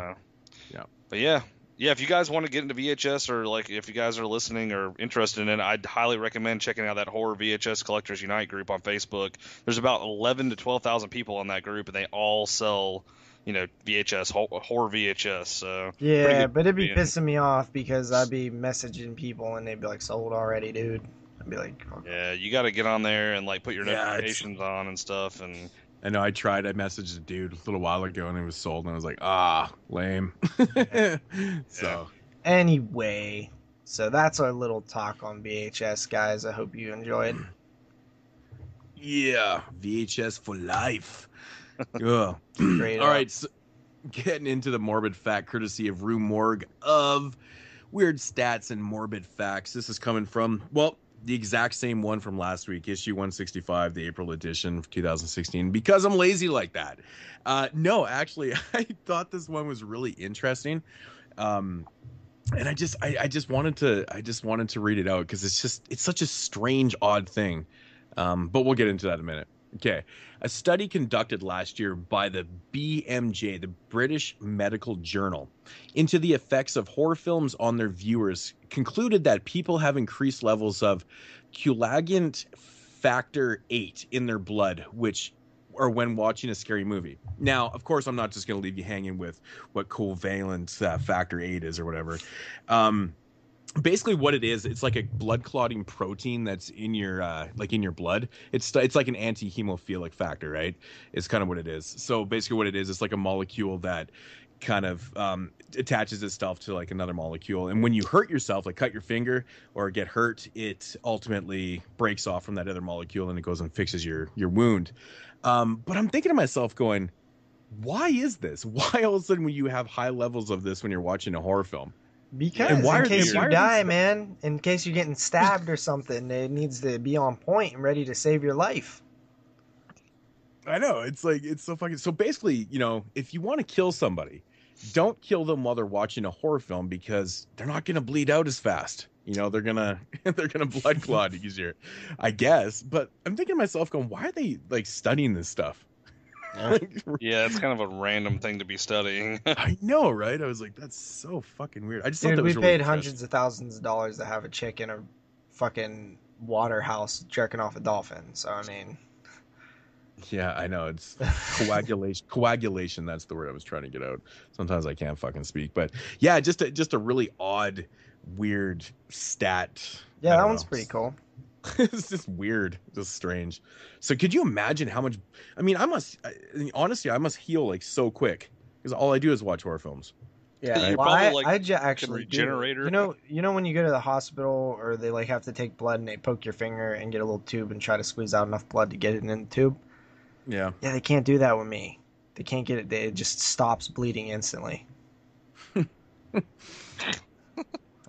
actually serious. I don't know if that's good or bad or what, but Interesting. All right, so Not that a is human. that is going to conclude mood swings. Alrighty, so getting into the what we watch portion of the show. Everybody knows what it is, where we go round tree, review films, give some ratings, and that's the fun. That is the fun. So who's going to start us off here tonight? I'll go first. The first film that I watched is out of the good old 4-pack that I was talking about. The Scream Factory 4-pack. I reviewed Contamination Point 7 last week, and I moved on to Cellar Dweller from 1988. Actually has a lot of horror alum in it, and that is directed by John Carl Buechler, who is, of course, the director of Friday the 13th Part 7, most notably, but he also did Troll and another film, The Dungeon Master. Which I didn't really know about. Dungeon Master. Yeah, Dungeon Master. Cheesy. Yeah, Charles so, Band production. Yeah, actually, back when it was Empire, which is this film as well. Written by none other than Mr. Child's Play himself, Mr. Don Mancini. How about that? What's up, Downey? Don Mancini wrote this film, and in the same year he wrote Child's Play. Pretty interesting. So Cellar Dweller opens up, much like a lot of Full Moon films and Empire films, it opens up with something set in the past. My favorite actor of all time. And who that is? Jeffrey Combs. Yeah. So yeah, it opens up with Jeffrey Combs in the 50s, I believe. A comic book artist is sort of drawing this beastly freak thing, and it's very Tales from the Crypty. And you know, there's that episode of Tales from the Crypt where the artist draws shit and it comes to life. That's kind of the deal here. This kind of, I guess it's the Cellar Dweller, but it's kind of just this beast looking thing. It actually looks pretty cool. Like I'm down with it. I like the design.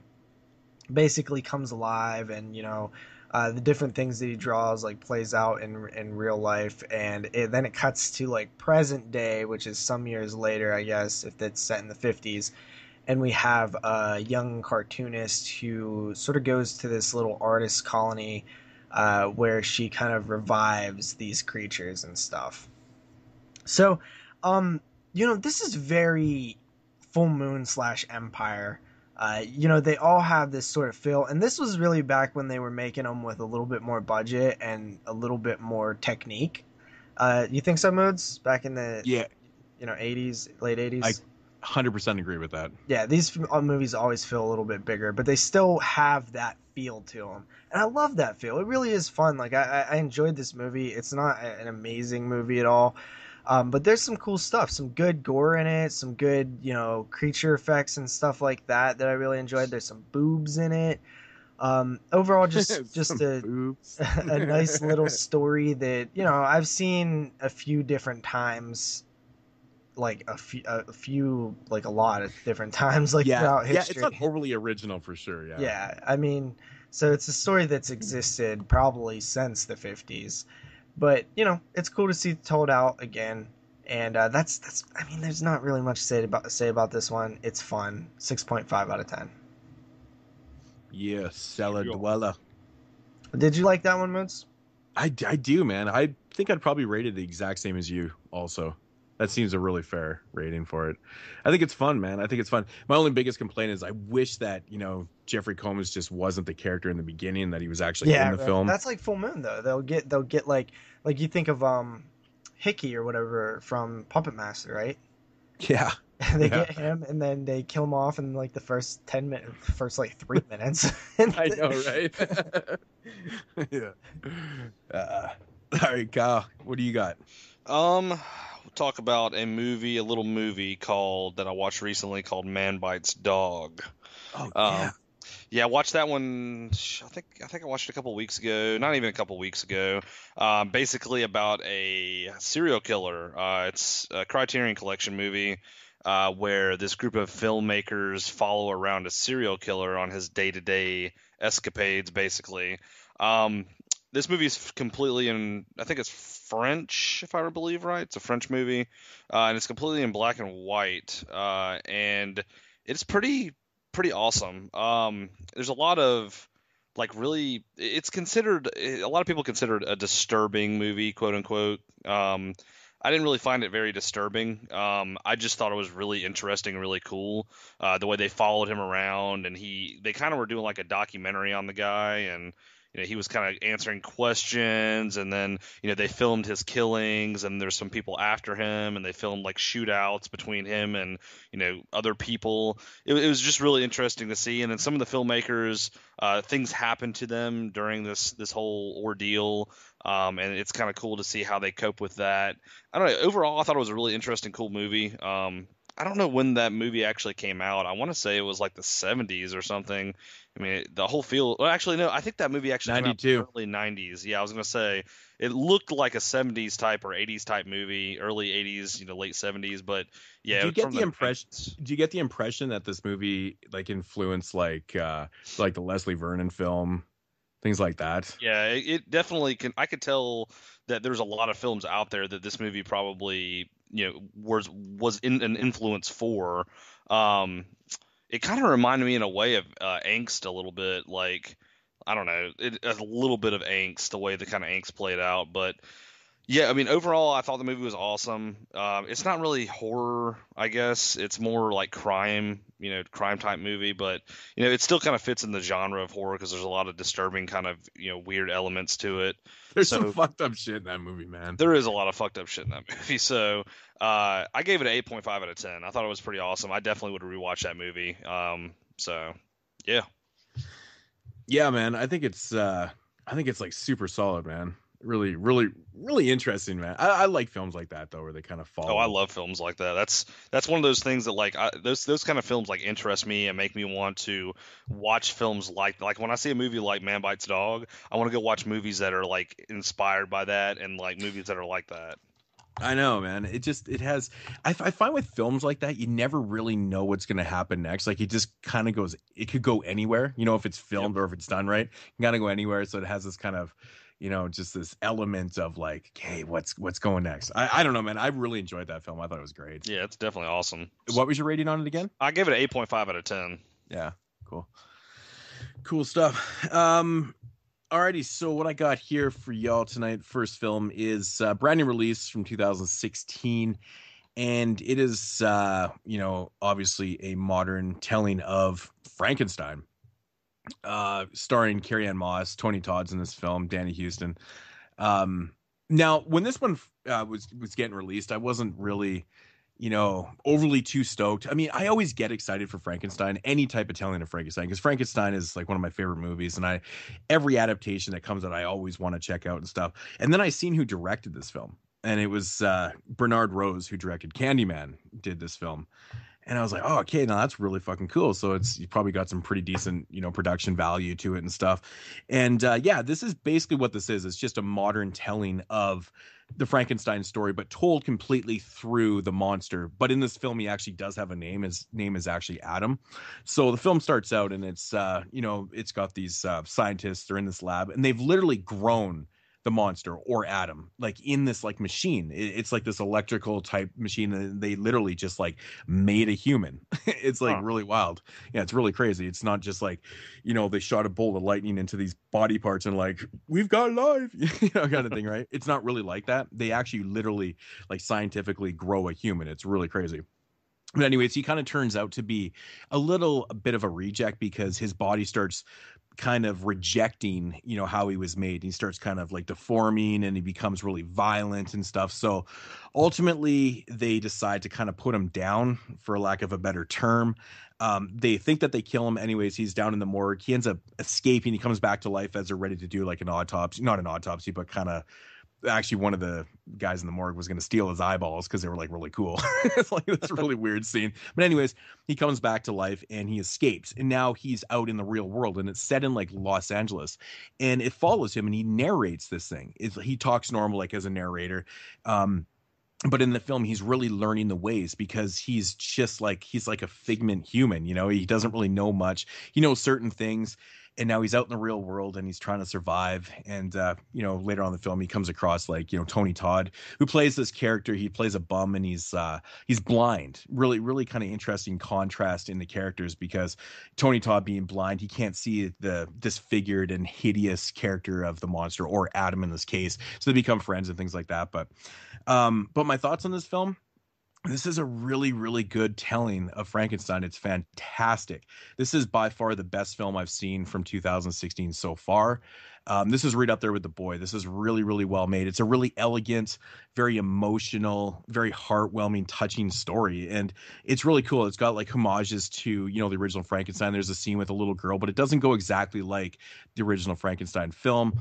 And I'm not going to spoil anything, but it doesn't go exactly like that. But it's just got all these really heartfelt moments. Like you can tell that he's struggling with his identity and who he is and stuff. And all he wants to do is kind of find his mom, which he calls the female scientist played by Carrie-Anne Moss. He calls his mom, and he wants to basically find her. And he doesn't understand why they abandoned him and stuff like that. So he's really just trying to find his way. And he comes across like this dog, and and just, it's just this whole kind of, you just follow his character and you just really feel for him, because, you can't really relate to him because, you haven't really been there and things like that. But it's one of those type of stories where, everything that's happening, you're just like, man, people are shit. Because ultimately you see the worst in humans throughout the film, because he's misunderstood. He's this hideous figure. People don't understand exactly who he is, and they really showcase it well. Bernard Rose really showcases it really quite well. I think there's a few scenes in the film that could have been done just a tad bit better. But you really do show how society does reflect on people that they don't understand and things that they just don't get. People always go, fuck that, I hate that shit, when you don't understand it. And they really showcase this super well in this film, especially with the scene where Tony Todd tries to get him laid for the first time, and this whole ordeal it spirals out of control and stuff. But it's a really emotional, well done film. I recommend everyone check this out, especially if you're a fan of Frankenstein or any of the adaptations. This one right here just floors the 94 Mary Shelley's Frankenstein with Robert De Niro. So I'm not even a really big fan of that storytelling. This one is really good. I thought it was really great. Besides the very last scene in the film, I think is pretty shitty, and it does bring down my rating a tad bit. But overall, this one is really good. I think it's a really excellent and well executed film. So I'm going to give this one about an 8.5 out of 10. Definitely give it a shot. It's good. It's a really, really good film. That's actually the second review that I've heard of this film. Horror Movie Podcast actually did a review on the original Frankenstein and this one.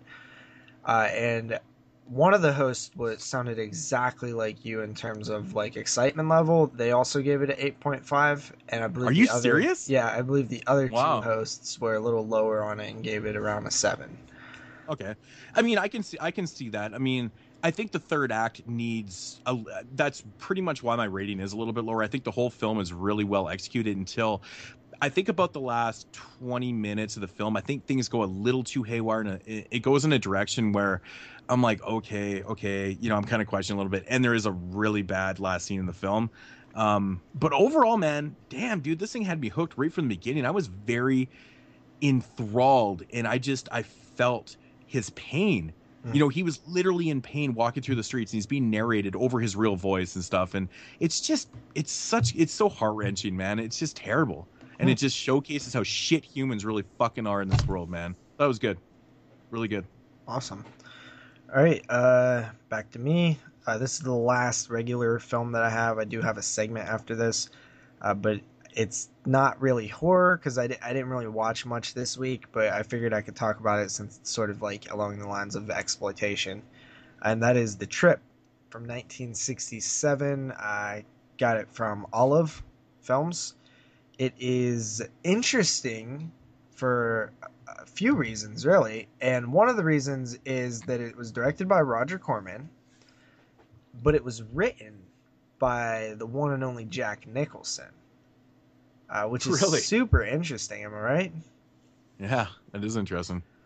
So The Trip follows a guy who is sort of having hard times with his professional life and personal life. So he seeks out the magical, wonderful drug of acid, LSD. You. And he goes on a trip. And that's essentially the film. The film is kind of following this character as he slips in and out of reality and sort of seeing the trip unfold via visual exploration in a film. And that's literally the point of this film. I mean, I watched Jeremy's review, and he seems to think that there might be like a lot of social commentary there. I just think that this is a film that's trying to show you a accurate representation of a psychedelic trip. And that's, I think, the main purpose of the film.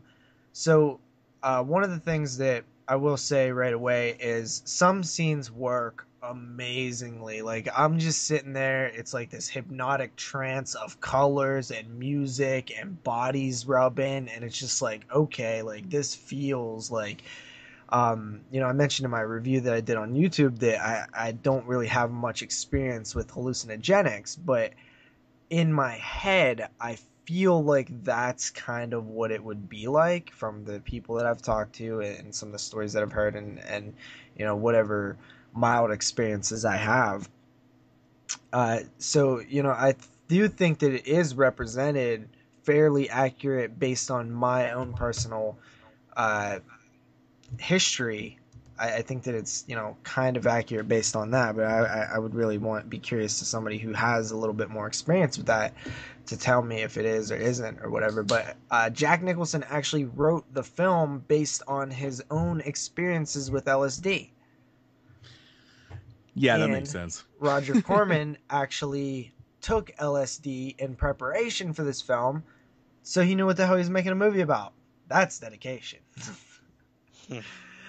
So yeah, I mean, method producer, method director. Yeah, so there are some scenes that are a little more like low key. There's actually, you know, everything from like the lovey, like almost ecstasy type of scenes down to like, oh shit, I'm having a bad trip type scenes. And you know, for 67, it's really cool. It definitely has that 60s vibe, straight up. This is like very of the time, that sort of hippie movement and stuff. Overall, like a very satisfying experimental watch. You know, it's definitely seems like a very experimental film. I don't really think there's much depth there in terms of like real social commentary or like really saying something. Maybe Jeremy saw something that I didn't. It's very possible. I thought it was fun and interesting at the very least, and I give it a 7 out of 10. Nice. Chill. Cool. It's cool stuff. Yeah. Kyle. Yeah. You got one? So my next movie that I'm going to talk about is another movie. This is actually a movie that you kind of got me kind of to watch, Moodz. When you didn't get me to watch it, I watched your review of it on I think it was Body Bags, and it is the it's from 2015 horror film Excess Flesh. I don't know if you guys have talked about that movie on the podcast or not, but no, that was on my chat. That was on my channel. Did you like the intro? Yeah, the intro was great. Your intros are like getting like more hilarious every time I watch a video of yours. I thought it was kind of funny. Well, Steve, the reason why I did that is because Steve had actually put that pack of gummy bears in the package when he sent me the film. Oh, really? So I was like, and I was at first, I was like, why is there gummy bears in here? And then I watched the film and I was like, yeah, that makes a lot of sense. So Yeah, I decided to use it. I was like, what am I going to do for an intro? I'm like, oh, I'll do this. And I'll just slow it down. it was funny. It was very funny. Pretty much this movie is about two roommates. One's named Jennifer, one's named Jill. Jennifer is like a really kind of skinny. To be honest with you, Jennifer's a bitch, and she's very, very skinny, and she's a bitch to her roommate Jill. And Jill has like a problem. She like binges, and I don't know what I guess it's like an eating disorder. She has like an eating disorder basically, where whenever she does eat, she like purges, like she eats a ton of food. So she tries to maintain bulimia. Yeah, bulimia, or yeah, whatever they call it. So she tries to like, get thin. She wants to be just like Jennifer, but she can't be. And then Jennifer actually makes fun of her all the time for her weight issues, and she doesn't have a job, and pretty much just mocks her all the time.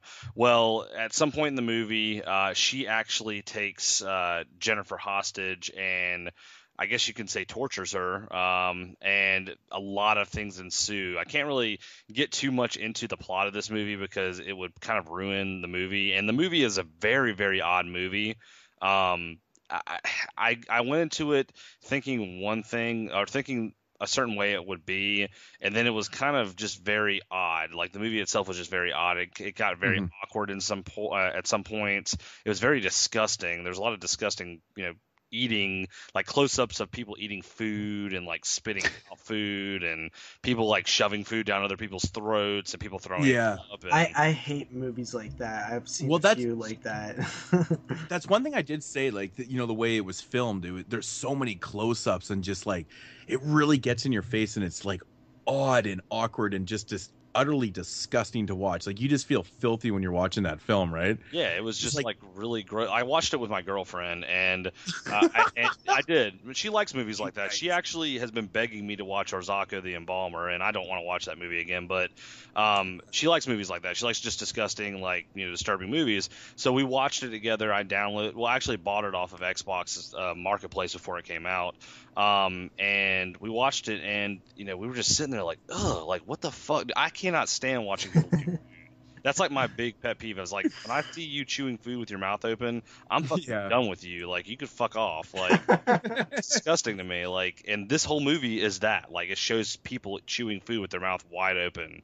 It's just because she just gets really into it. Like, the bitch is all tied up, and then she's just like, she's got this whole cake and she's stuffing it in her face, like in her own face. And I'm like, there's like a scene where it's almost degrading for her character, like, as a person to like do that film, like even herself. I'm like, man, it must have took a lot. Like, could you imagine doing takes of that shit though? Yeah, it's like there's a scene, like there's a specific scene where she's sitting in her chair, like in like this recliner, and she's very depressed, and she makes like 20 bowls of like quick mac, like easy macaroni and cheese, and she's like eating it and spitting it into this fucking trash can, and the whole time I was just sitting there like, ugh, like, I know, how do people and that's a real disorder too, and so I'm like, how do people do this shit? Like, that's fucking disgusting.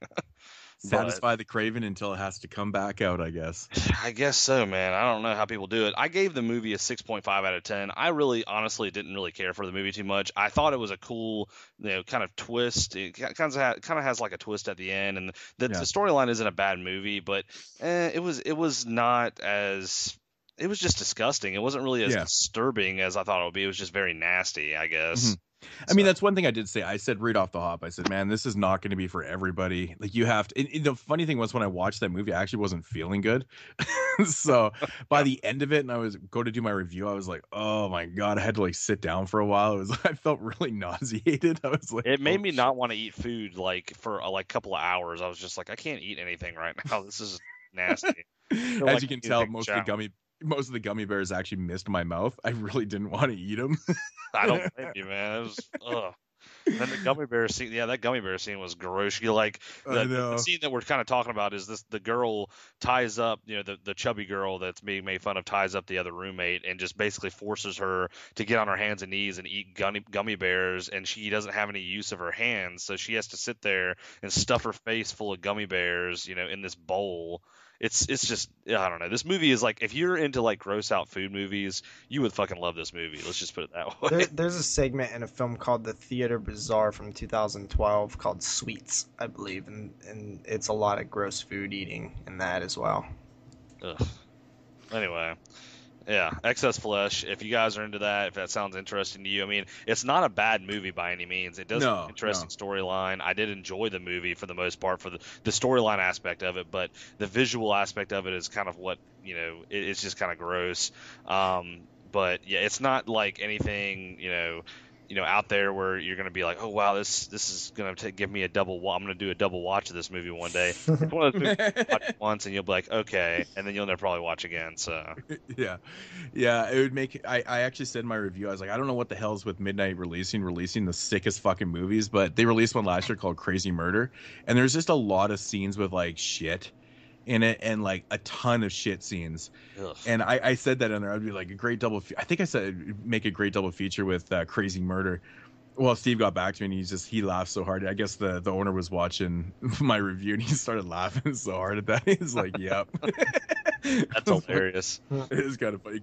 Basically, it is a good one, man. You put Excess Flesh on, the food goes in. You watch Crazy Murder. It's coming out. Fucking gross, man. Oh my god, that's so funny. It's terrible. Yeah. Alrighty, so next up here, I actually just got this Blu-ray in today, and I actually watched one of the films, or no, I got it in yesterday. I'm lying. And brand new Scream Factory release, double feature with Murders in the Rue Morgue and the Dunwich Horror. And now I haven't seen the Dunwich Horror in years, and I wanted to revisit it so bad. Of course, based on the H.P. Lovecraft story, starring. What's his name? Dean Stockwell is in this film. I always remember Dean Stockwell from Quantum Leap. Remember that show from the 80s? Oh, yeah. With Scott Bakula. Oh, yeah. Yeah, anyways, Dean Stockwell's quite young in this, from 1970, of course. And Sandra Dee is actually in this film, too, which is pretty cool. But yeah, this is kind of like one of those folklore type, not really gothic film, but like very kind of one of those folk type films, horror films, if that makes any sense. But it's basically about your character, Wilbur Watley. He shows up at this school where he wants to basically he heard that the professor there, he's a doctor, and he's like a professor of the occult and stuff. He has a copy of the Necronomicon, and he shows up at the school and he wants to borrow the Necronomicon because he says that he wants to study more into the occult and things like that. But he does have, there is motives here. Anyways, he meets a young girl by, Sandra Dee's character. Her name's Nancy. And, she's exactly what he's looking for. Anyways, he conjures up a plan to have her drive him back to Dunwich, where he's from. And, he kind of sabotages her car so she can't leave and things like that. And so she doesn't show back up at her, up at the school the next day and stuff. So her friend and the doctor, they go looking for her. And, ultimately the doctor starts asking questions about this Wilbur character because he seems a little bit off his rocker. He's kind of a weird guy and stuff. And he finds out that his family has quite the history in Dunwich. And, his great grandfather, he was actually, hung and stuff for his weird beliefs back in the day and stuff. So now the doctor and her friend are trying to, basically save Sandra from what they think is what he's trying to do with this Necronomicon and things like that. So, yeah, that's the story of the film. Now my thoughts on this one. It's a really interesting film. I love these folk type, these devil worshipping Necronomicon type stories, like, because you never, first, it's a slow burn. Let's just put it this way. A lot of the films from this time period they're structured very similar. It's just a lot of slow build up and stuff. Even the third act in this film is, I would say, a little slower than you would probably hope it was going to be, but it's still very interesting. I love the house that the set in. The acting's great. Dean Stockwell does a great job as Wilbur, as the well, I don't really want to give too much away, as basically the bad guy in the film. But yeah, he does a great job. Sandra Dee does a great job in this one. Atmosphere is fantastic. Third act just has great cinematography. It has so many good scenes in this. It's just fantastic. But again, this is the type of films that's not really for everybody, because the storyline it's interesting.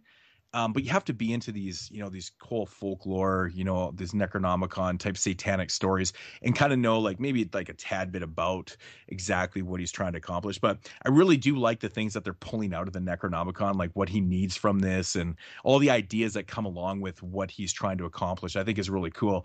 And there is kind of like, not really twists and I guess there is kind of twists and turns towards the end that are really interesting and kind of cool too. But, fantastic story and really good film. I think it's just definitely a good release by Scream Factory. Murders in the Rue Morgue, haven't seen in years.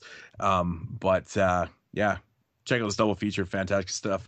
Dunwich Horror, I'm going to give a 7 out of 10.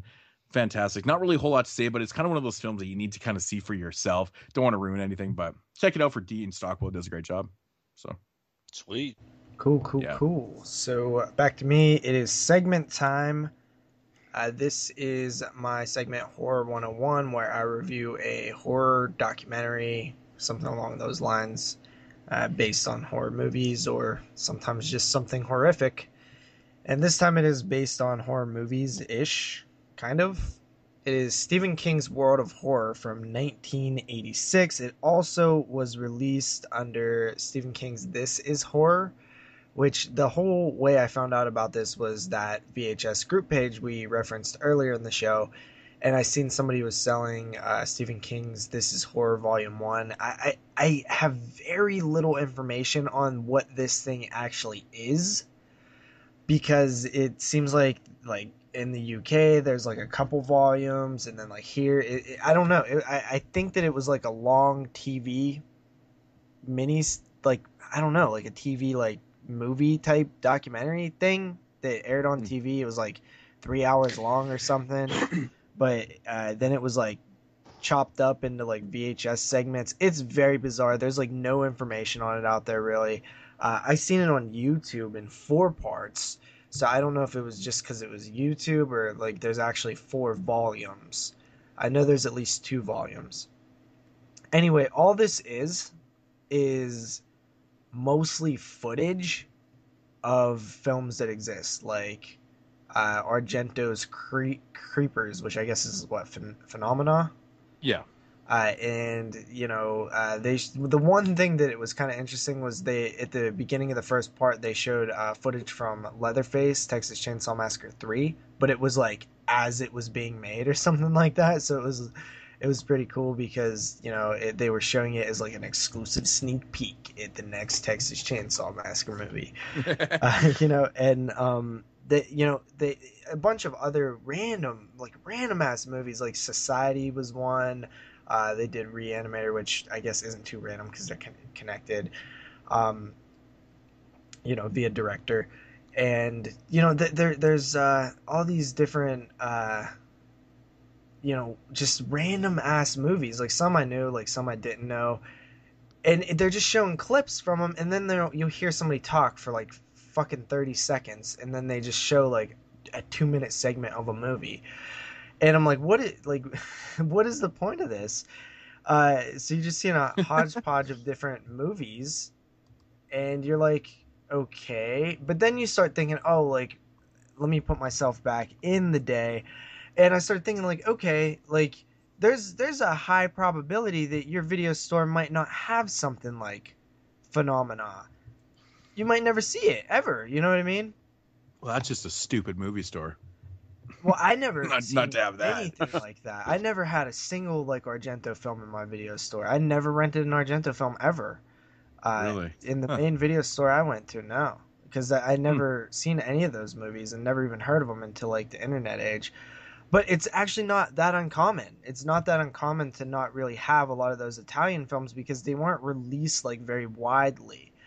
Yeah. So, some of these mom and pop shops and some of the bigger ones wouldn't really carry stuff like that. So, you rent something like this back in the day and all of a sudden you're exposed to all these films that you might never hear of. Now that the internet's so easy to just go find these movies, you see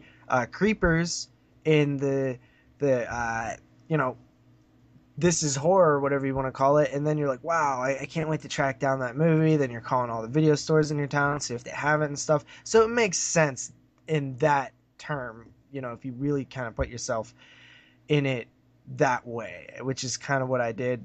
But at the end of the day, I mean, like, every once in a while they'll start talking about something and you'll be like, oh, that's cool, like, oh, that's neat. Like, they start talking about special effects and stuff. They had like the K&B guys, and I was like, oh, neat, they're talking like stuff that I care about, and then it goes away. But then they had like Charles Band, he started talking about like trancers and different things like that. They had like footage from like the Elm Street 4, where they're in the big giant, like the all the bodies are like coming out of Freddy and stuff, and they start talking a little bit about that.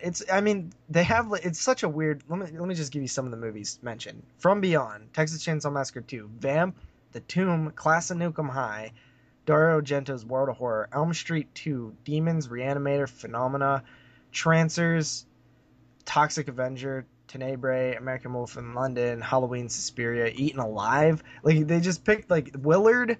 They just picked, like, random ass movies. Willard, nice. But they do actually show a lot of, like, the, 70s, 80s, like, Italian stuff, which was pretty cool. And Argento having, like, long hair, like, because they take you on the set of Creepers or Phenomena. And it's actually pretty cool, like, seeing the Argento all young and shit, like, directing. That was actually neat. So there was some cool, neat stuff, but it's mostly just footage of movies you've already seen. So 5 out of 10 on that. Huh. Barely a 5 out of 10. It should be lower. Interesting. Yeah, I've heard of it before. I've never seen it, though. I guess it doesn't really sound like it's going to be too high on my list. Might be worth picking up on VHS, like Volume 1, if you can find it or whatever. I don't know. Yeah, and there's like how many you said? Like maybe 4? There might be 4. I'm not I sure. didn't realize there's that many of those. Yeah. Interesting. Kyle, you got another one? Yeah, I got another one. I'm sure you guys have already talked about this movie on the podcast before. I'm almost positive you probably have, but I've watched it recently, within the last month or two, and I fucking love this movie. I actually pretty sure you guys told me you liked it a lot too. That movie is Gun Woman. Dude, that fucking movie. This movie, I'll kind of get into the plot a little bit. Apparently, you didn't listen to the year-end show. Yeah, I probably did. I was going to say, I'm pretty sure you guys have probably talked about this movie like several times. So, all right. So to get in the plot a little bit on this movie, there's this doctor who, his wife gets killed by a rich family or rich kid. He buys this woman who's a meth addict, trains her to be an assassin to kill this person that killed his wife. That's pretty much the plot in general. The movie itself is freaking awesome. I kept putting this movie off. I had it in my collection. I purchased it, and I just kept putting it off to watch it because I just never got around to it. Finally got around to it. I did a mini Asian kind of movie marathon on my page with my buddy. We watched 3 Asian movies back to back. I filmed it. You can actually go to my channel and watch it. I filmed, our reactions to it, our, kind of us, talking about the movie. We rated it. But dude, I love this movie. It was definitely an amazing. It's one of the best like revenge movies I've seen in a long time. I mean, it was freaking crazy. Something else that was kind of crazy about it is that it was like in English and in Korean or whatever that language was, Japanese, whatever they were speaking. It was in like 2 different languages, which was kind of weird. When it's like kind of the vibe it puts off is that it's an Asian film, but it's got some English speaking people in it. But overall, man, I don't know, man. I freaking really like this movie a lot. It kept me interested the whole time. It was freaking gory. It was extremely over the top. I mean, this dude like planted these gun parts in this woman. Like it's really hard to explain kind of the way this movie plays out, but I highly recommend it. I actually gave this movie a 9 out of 10.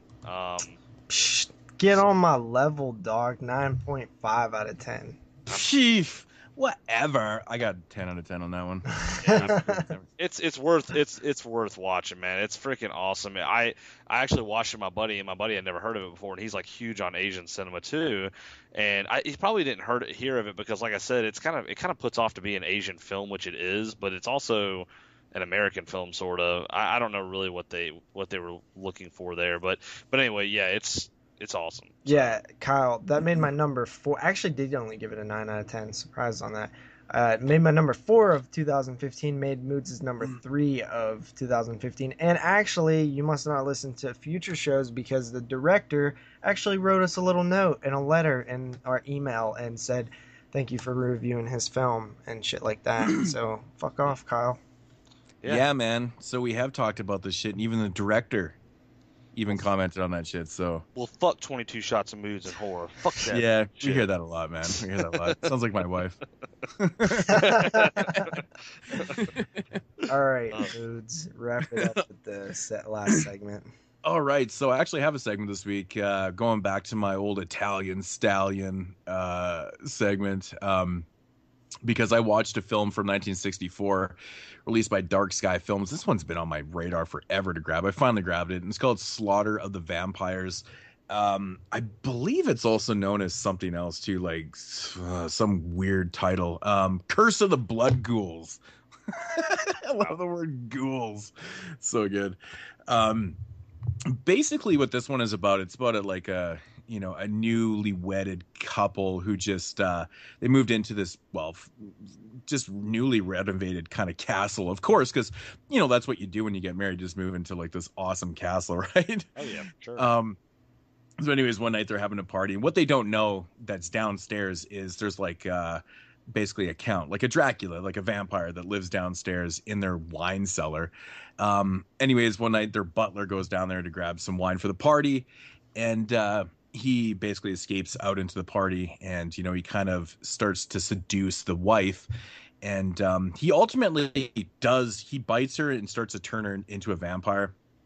And the husband is kind of like, she gets really sick and stuff, and he's kind of wondering what the fuck's going on, things like that. And he starts to kind of figure that, something is like seriously wrong with her.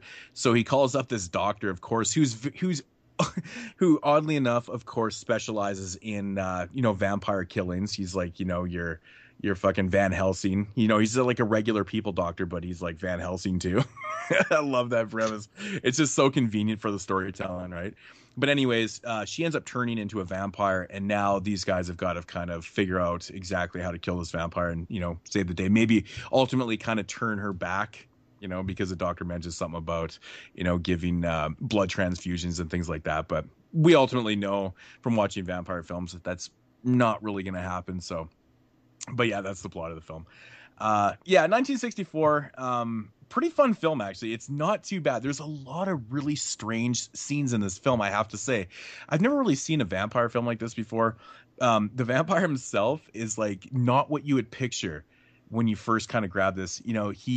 He looks like, I don't even know how to say it. It's almost like a 50s greaser in a way with blonde hair. It's really fucking strange. I've never seen anything like it before, but his acting is just outrageously hilarious too. It's just so good. He pulls it off so well. He just has this like determined look. He's like really trying to get into the party. He's really trying to scare you, and you're kind of believing it, and you're kind of getting into it and stuff. And I thought the guy that played the vampire, the lead vampire, is just fantastic in this. But it's this really weird scene. Right after, she gets bitten on the neck, she ultimately wakes up one night. She's sleeping next to her husband, and she kind of walks outside into the garden where she meets the Dracula, or the vampire. And he kind of convinces her that, like, he just tells her some bullshit, like kind of sob love story and stuff like that, hands her some flowers. It's something I've never seen in a film before. It's just so strange to watch. I was like so into it. I'm like, this is so awesome. It's kind of cheesy at the same time, but it's kind of well, decently done. It's a very early Italian film, right? So it, it doesn't quite have a lot of those, kind of structured Italian, visuals and things. It just feels a lot different. But it, overall, it's a pretty fun film. I mean, there's not really a lot of things to say about it. I just think that the whole Van Helsing character in this is absolutely hilarious. It's got decent atmosphere. I think there's some pretty cool nighttime shots. Cinematography is pretty well done. The acting is hard to tell because it's really poorly dubbed in English. This version that Dark Sky put out is dubbed in English, and that's the way you have to watch it. There is no Italian language with English subtitles, nothing like that. So you have to watch it like that. So when you're watching it is a little goofy at times, but still not a bad film. I have to say, I really enjoyed it. I thought the castle, the setting that they used was just fantastic. I thought it looked great, especially down in the basement with the coffin and things like that. I think it looked great, but not really a whole lot to say about it. I thought it was pretty decent. I actually enjoyed it quite a bit, but not the greatest movie in the world. Worth a look. 6.5 out of 10. So Dope. And now, on to the featured review of the week. And this week we are going to be talking about the week. I always say of the week. I don't know. Well, the reason why I do that is because why do I do that? I don't know. Because we are a weekly show. Yeah, ish. Weekly-ish. Weekly-ish. I mean, that's the whole point. We're supposed to be kind of doing weekly. Now the featured review of the week-ish. Weekly-ish, yeah. Weekish. Is from, a very well-known underground director from 2006. This is like his first structured horror film. And of course, it's called the Redsin Tower, directed by Fred Vogel. Of course, if you're not familiar with Fred Vogel, he's most famous for directing the August Underground films. And yeah. From the year 2006, by the way. I did say 2006. Did you? Yes, I did. I did say 2006. Didn't I, Kyle? Yep, he said 2006. Thank you. I must have missed it when I was interrupting him. Probably. Yeah. Don't do that. I absolutely love the synopsis on IMDb here. It's awesome. A teen's girl psychotic ex-boyfriend follows her friends to the Redsin Tower, where a night of partying quickly becomes a fight for their very lives. That's weird. A teen girls. I just love it. A teen girls. I don't know, man. It just sounds funny to me. Yeah, I mean, essentially that's pretty much what it is. The funny thing about this film is when you first start watching the movie, you think it's going to go kind of one way, with, the boyfriend. I mean, the psychotic boyfriend is just one thing, I don't know, man. When I first saw this film, I just thought it was going to go a completely different way, but it didn't go that way. So don't want to get into spoiler territory, but what are your guys' thoughts on the film?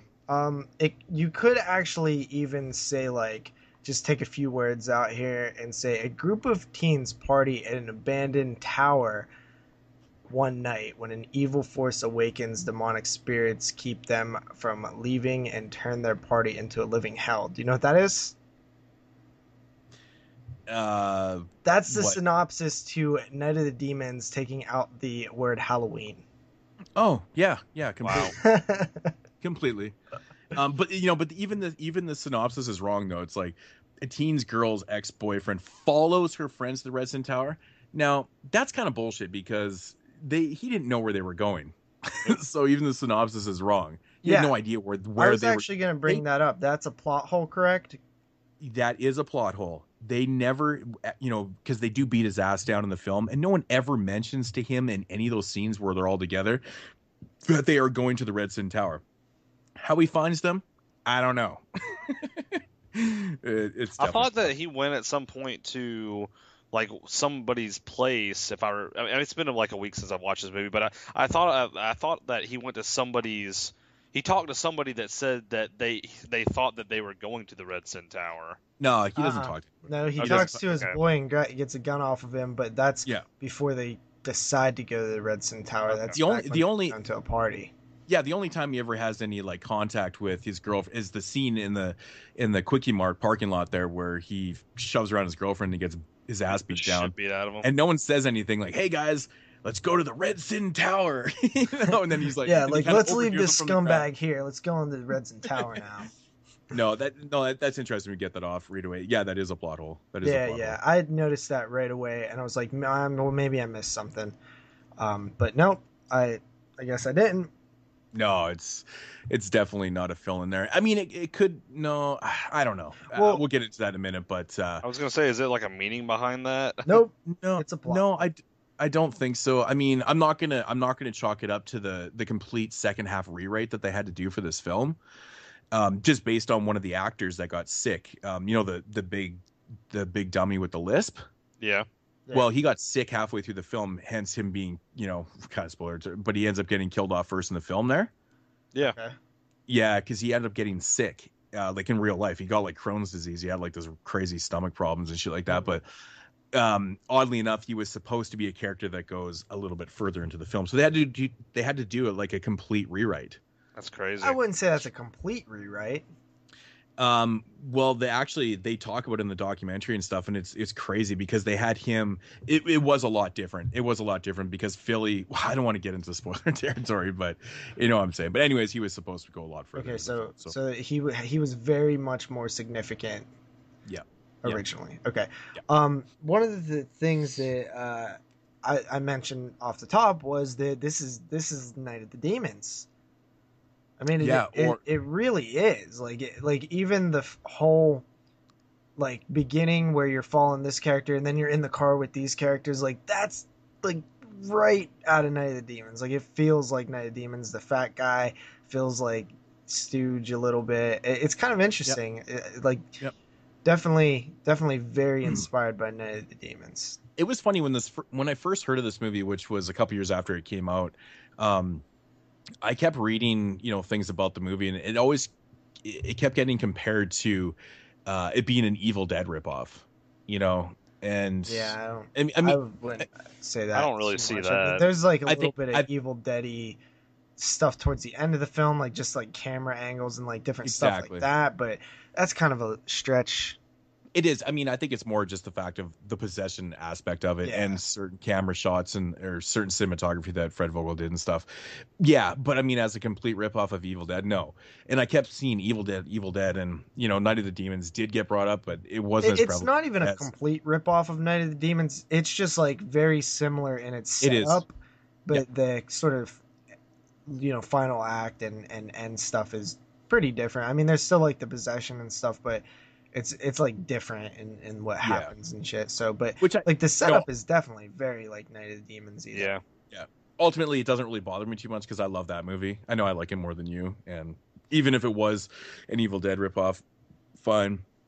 I love the Evil Dead, so it doesn't really affect me too much. I like that too. Like I like the way Night of the Demons starts out, and I actually like the way that this film started out, because it felt, minus some of the like spotty acting, it really did feel like, oh, these are the type of people that I used to hang out with in high school, like in maybe like 2008 or 2009 or whatever. Are you talking spotty acting by main characters, or the parts where Fred and Shelby were in the film? Everybody has spotty acting moments almost. There's some actually are like pretty good, but like the boyfriend.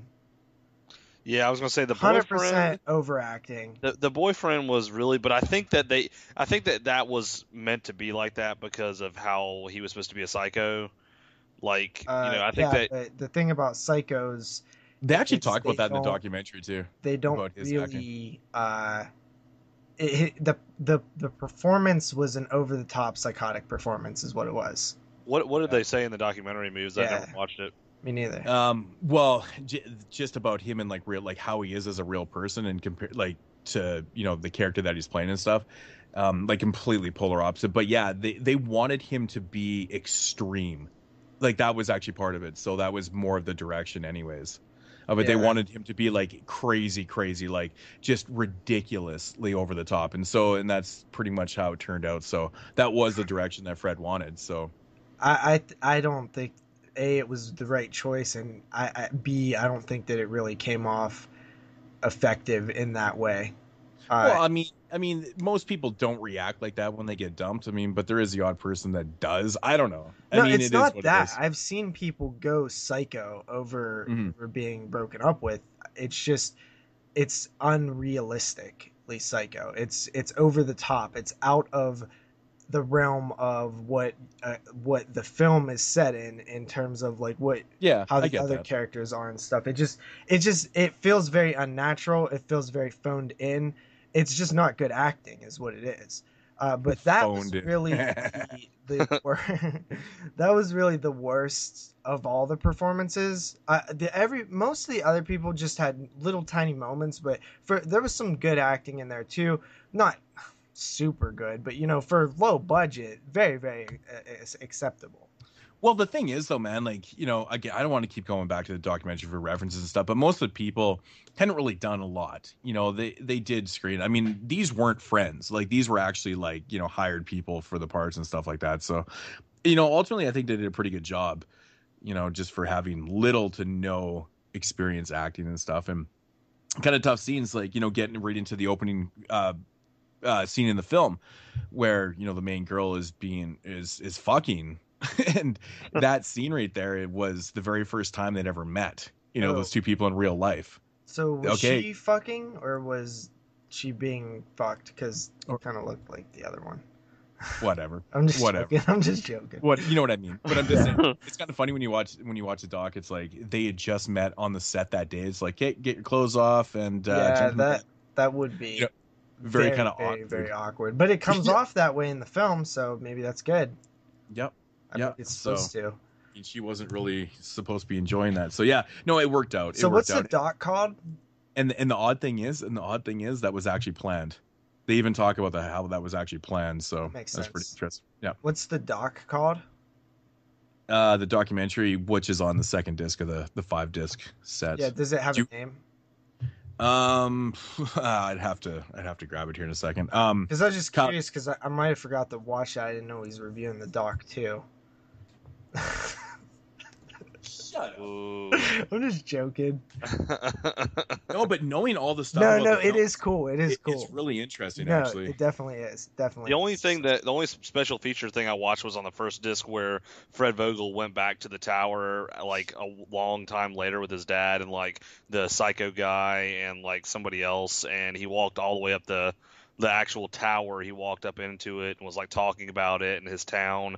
And something that I found interesting on that was that the guy that played the psycho kid is like a doctor now. I was like, what? Yeah, pretty much all those people were like in college at the time, and how they paid the bills, I guess. Yeah, you know what? One of the things that I really like about the movie is much what I liked about the sweatshop that we watched a few weeks ago. Mm-hmm. A few months ago at this point, where I really did kind of buy into, besides the boyfriend, I bought into the characters' sort of dynamics and they're hanging out and they're talking to one another, and there's a scene where somebody starts talking about like how to roll a joint or like something like that, and I'm just like I'm buying it, I'm with it. I'm like, okay, these people feel like sort of natural to me, like this is what people do. They hang out. Oh, we got to move the party. Oh, you know, like stuff like that. It felt really, really cool to me. Like really of that era, that real, 2006, 2009, that era was like when I was, doing my partying and stuff. So it really felt very natural. I always love that scene though too, when everyone kind of meets up at Buddy. I think it's at Philly's house. They're in the garage there, and it's like totally done up, like awesome. It doesn't even look like a huge garage. Yeah. And like the car is parked inside, but they're all hotboxing the car. They're sitting in the car in the garage when there's like this totally awesome setup. I mean, they eventually get out of it and stuff, but I love that scene though, man. That so happens. That is some real shit right there. So I thought that was pretty funny, but yeah. So I don't know. Me personally, I really like the setup to the film. And once they get to the tower, I don't know about you guys, if it was just me, but it seemed extra dark, and I was actually having a bit of a hard time like seeing what was going on sometimes. Yeah, I noticed that when they first got to the tower and they were walking around. My TV, it wasn't my TV, but like the movie itself was just filmed dark, and I had to turn the brightness up on my TV to see kind of what was going on. Really? I don't know, man. I think it's because I've seen it a couple of times. It doesn't really bother me. But yeah, I think it is pretty dark. It didn't bother me. I just couldn't see like what, like they were talking. There was like actual like, they were talking and they had dialogue. I just couldn't see who was talking and where they were going to. Like all I saw was like a small flashlight. And then I saw like an outline of a face, and that was all I could see. Yeah, it wasn't necessarily the talking. It was when people started moving that it was annoying me, because I was like, I don't know what the hell's where people are going and stuff, and I don't know who's who and stuff. So it like that was a little problematic, but you're gonna get that in some indie films, especially with the odd thing is, again, going back to Doc, they actually talk about the lighting in that scene, and they like Fred wanted it really, really dark. probably not that dark. I don't know. The thing is, There's a way to do dark, like John Carpenter's Halloween is the prime example of how to do dark, and there's a way to not do dark, and that's it's really kind of on the edge there. Yeah, because if it becomes frustrating or annoying to the viewer, then it's probably the wrong way. It's so strange. I never, like, the first time I watched this film, it never bothered me, which is really like interesting. It honestly didn't bother me. I just, like, when it got to that scene where they first got into the tower, I was kind of like, you know, I was watching it, and then I got up to go get a drink, and I came back, and then I was still looking at a black screen almost, and I was like, what the fuck? Like, and then I took my TV remote and I turned up the brightness just a little bit, and I could see that's why it stopped bothering you. I didn't turn up. I mean, it wasn't like, it's not that it was actually bothering me. I just would. That's crazy. When I'm watching a movie and I felt like that there's something wrong with my TV at first. I was like, I think the lighting's a little too low on this movie right now. Okay, so it's a little technical aspect. I don't really think that it's necessarily the lighting itself. I think whatever camera they used, probably some sort of lower budget like digital camera, was probably just not super great in that situation. Yeah. I mean, that could be it too. I don't know. Maybe the lighting was fine and they lit it properly, but the camera just good. That was actually the only scene that actually happened in. It wasn't anything else in the movie. So yeah, definitely not a huge complaint. Yeah. Yeah. So, your overall thoughts on the film? My overall thoughts? I mean, it's like the end part. I personally thought that I mean, there's not really a whole lot to say, like, in the first, 50 minutes of the film.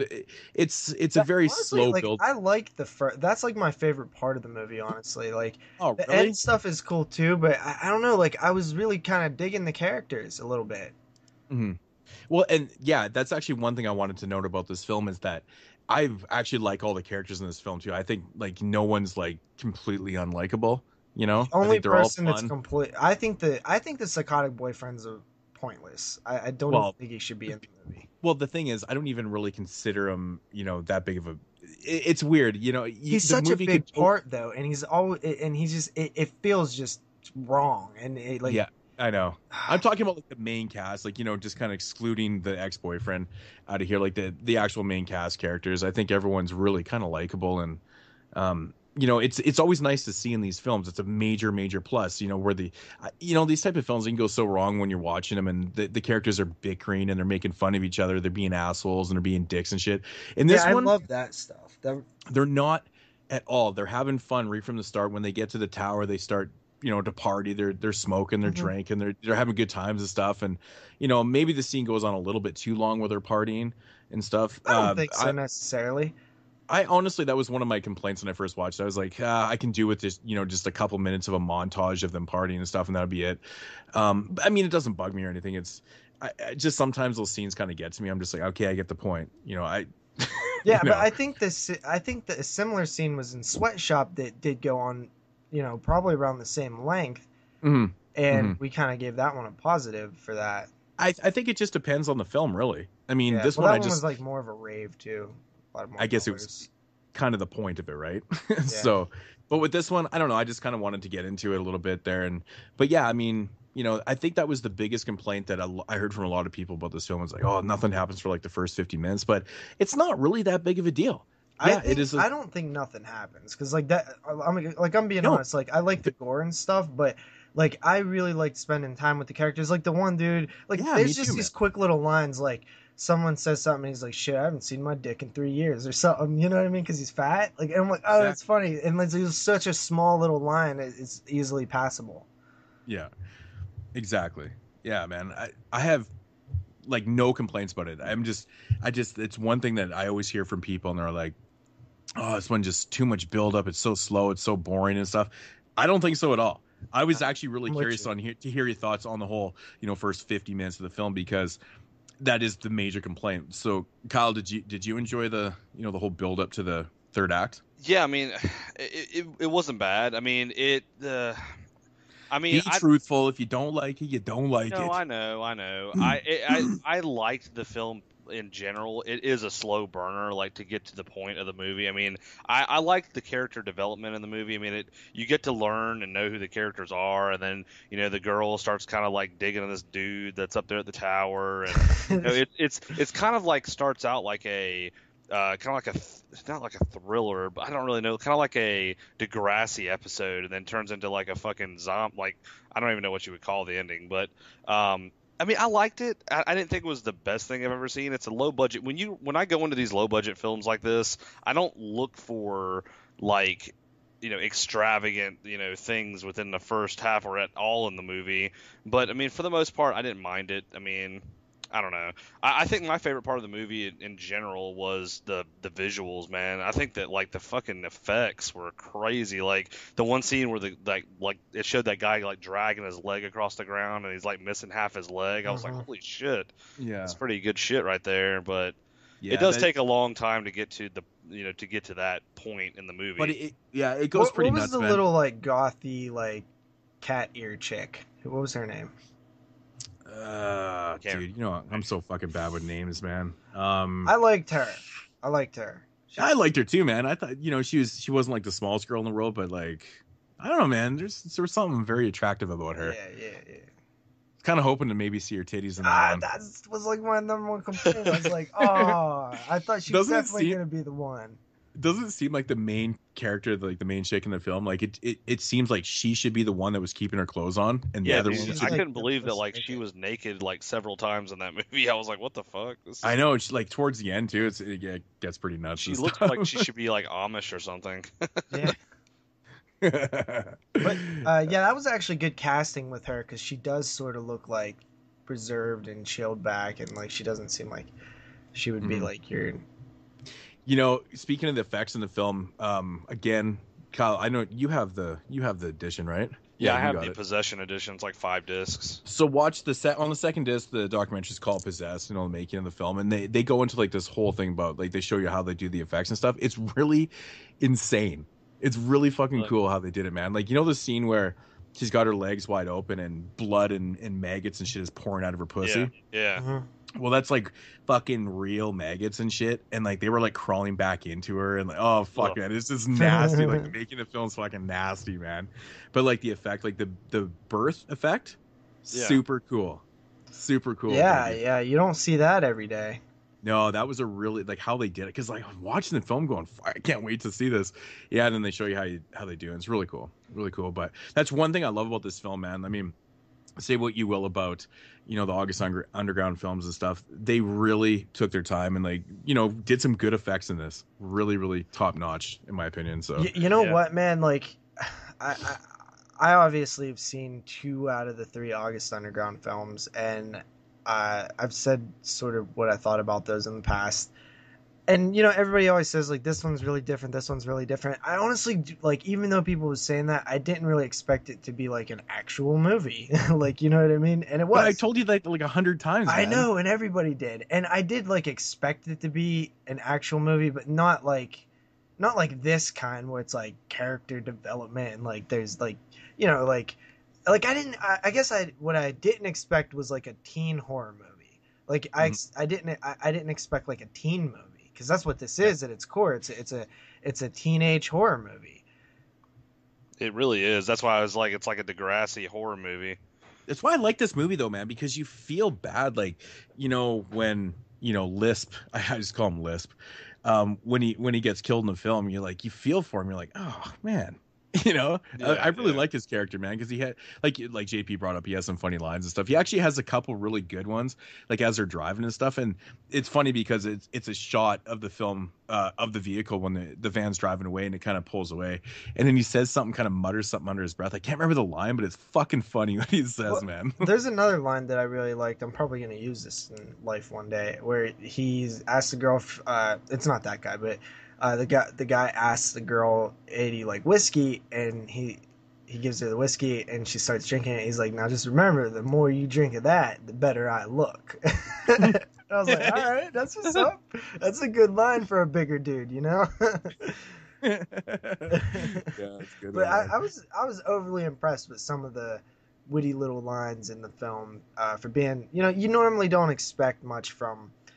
a film that's on this level of a budget in terms of dialogue. So anytime that me, Moods, that's one of the things that I always give props to is dialogue and character interactions. That's real big for me because it sets the staple for the actual movie. Like for me to get invested, I have to be interested in what they're saying to each other. And this, I actually, I do think that this one does a good job with that. Yeah, the interaction is great, man. I think one of the best lines actually in the film actually comes courtesy of Fred Vogel himself. He gets burned bad in this. I think it's so funny. He's like, he's smoking away, and Shelby's sitting on his lap, and he's like, "Oh man, what would I give to go back to high school?" And then that Philly guy pipes up, and he's like, "What? So you could drop out again?" yeah. That's a good line. Yeah, I remember that. Yeah, it's a fucking great line, man. Every time I laugh at that. It's such a good one. Yeah. So yeah, like, it's just one of those films where, when you have that impression of the August Underground films, and you go into this one, man, is it ever different, man. And that's one thing I was not expecting the first time I watched this film was, the comedic elements to it too, that really do work. They're not over the top. I think they're executed perfectly, almost naturally. It's just, it's very natural. It's like a bunch of guys fucking with each other and like ripping on each other. Yeah, like that's my style movie right there. Like I like stuff like that. Yeah, and they pull it off so well. Like you don't just go, "Oh yeah, that was kind of fucking cheesy" or whatever. But no, it works. It really does work, and that's what sells the whole film. And again, going back to people with their 50 minutes of build up, blah blah, so fucking boring. I don't think this shit was boring at all. Me neither. I don't see it, man. I don't see it. I really do like it, and I think that's what it comes down to, is that people just want to get into the gore. They're like, "Oh yeah, it's so gory," blah blah blah.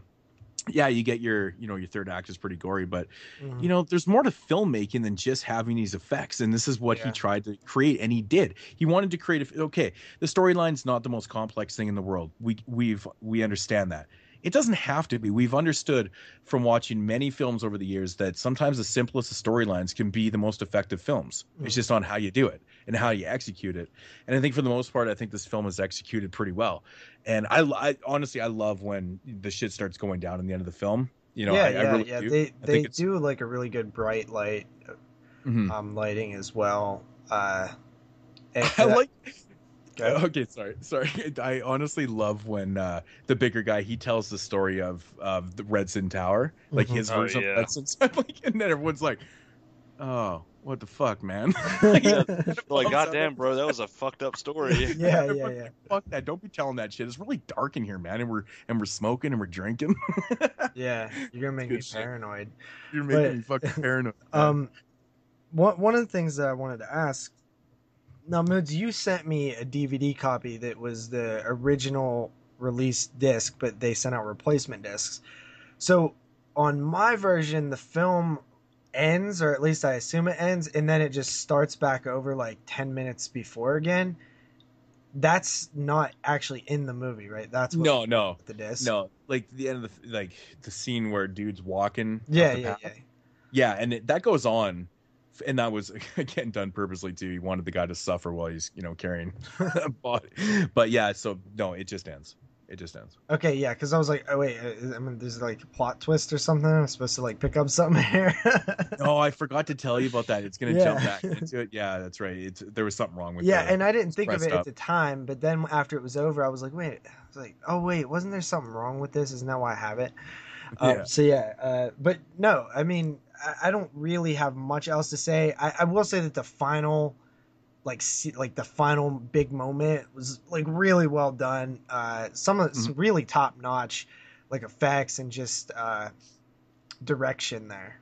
Yeah, I honestly I love the end shot in this film. I think it's so good. I think it's kind of cool how he did it, man. He's just I'm gonna play this thing out for as long as I can, as long as I can see, man. But yeah, man, I don't know, man. I just really enjoy this film. I really do. One thing I noticed about this film that you guys might not notice just because I go back to my background in sound, but the sound design in this film is really good because this is a remastered version and they put a lot of effort into like the sound design and like kind of amping it up and getting the right sounds. Because if you notice while they're in the tower, there's a lot of reverb and stuff like that when they're talking. Oh, yeah. That's natural. That's how it's supposed to sound. When you watch films and they're in a setting like that and you're not getting that natural reverb and it just sounds it sounds like you're in a basement with carpet. That's not right. It should sound like there's reverb and it should sound like you're in a big space and, you know, kind of get that natural echo, right? Things like that, and certain sound effects and stuff that are panned around quite well, and the music and stuff, everything fits really well. I think they did a really, really good job with it. So hell yeah. All right, you want to go into final thoughts and ratings? Yeah, Kyle, do you want to start? Yeah, I mean, overall, I did enjoy this movie. I mean, yeah, it was a slow burner, like I was saying. Like the first half of the movie is a slow burner, but it does have a lot of character development in it, which I liked. I really enjoyed the effects of this movie. Like I was very floored by a lot of the things I saw, which doesn't surprise me really from seeing. I mean, August Underground movies are, you know, they're not the greatest movies in the world, but they do have a lot of fucked up scenes and fucked up things effects and stuff in those movies. But I mean, it overall, it's an actual movie, like JP said. It's a good movie. You know, for the most part, it's a good movie. It's not a bad movie or anything. There is a lot of really bad acting at some points, but it's overlookable because of like the plot's pretty interesting and the effects are really good. I gave this movie a 7 out of 10. All right, cool. I'll go next.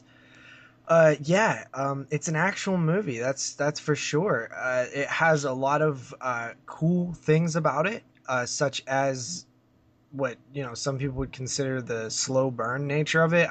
I flip that and I say that's a positive. I think that they handled that all really well, and think that it all makes the end scenes better. And I honestly, like, I didn't even consider it a slow burn. I gotta be honest, when I was watching it. The only like major issue I have is the psychotic boyfriend.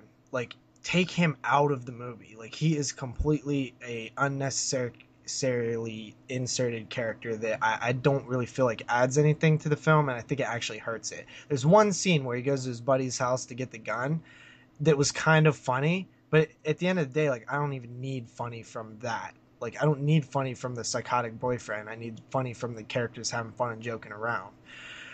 So that's the only like major issue I had with it. Other than that, I mean, there's a few spotty acting here and there, but you have that with indie stuff.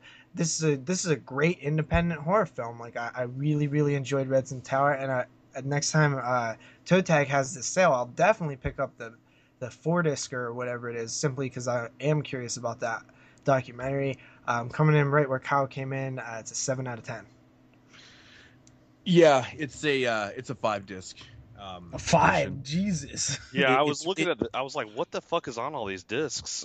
It's crazy too, man. Like, okay, on disc 2 where the documentary is, that documentary is like 2.5 hours long too. So it just kind of, you know, gives you an idea of what you're getting yourself into with the features. Like, there's a lot on here. Oh yeah, and I'm not even through them all yet. So it's represent crazy. Pittsburgh, black and gold.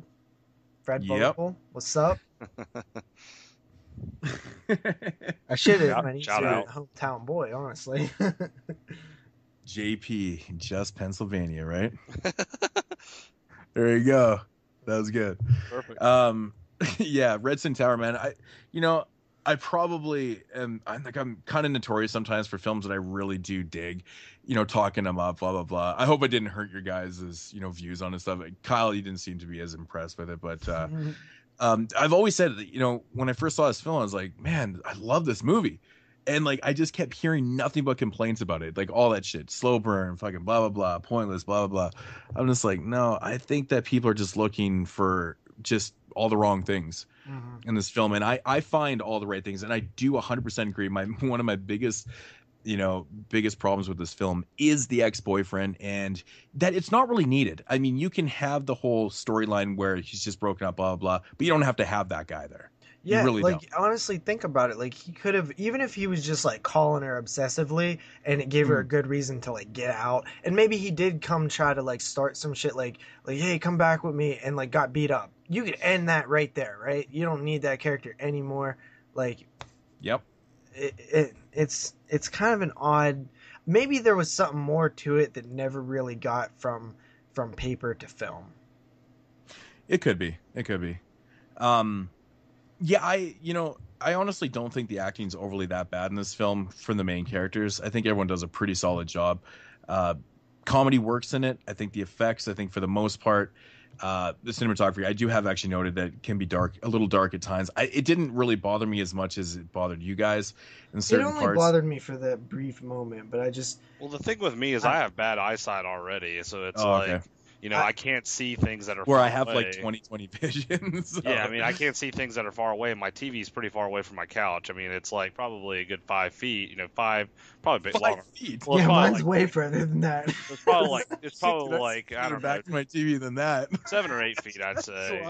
You're fucking blind as a bat. I'm pretty Kyle's blind, fucking dude. stupid, is what he is. Dude, I'm fucking blind, dude. I can't see 5 feet in front of me, like at all. Holy fuck, man. Dude, I have the worst stigmatism ever. I wear fucking glasses. Kyle can't even see what color the cock was that he sucked last. Fuck you, Jake. Why don't you go suck Fred Vogel's cock with your PA bullshit?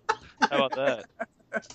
Asshole. Shit, But anyway, that's the only reason I care about the lighting is because my eyesight's bad already. I mean, if my eyesight was 20/20, I probably wouldn't give a fuck.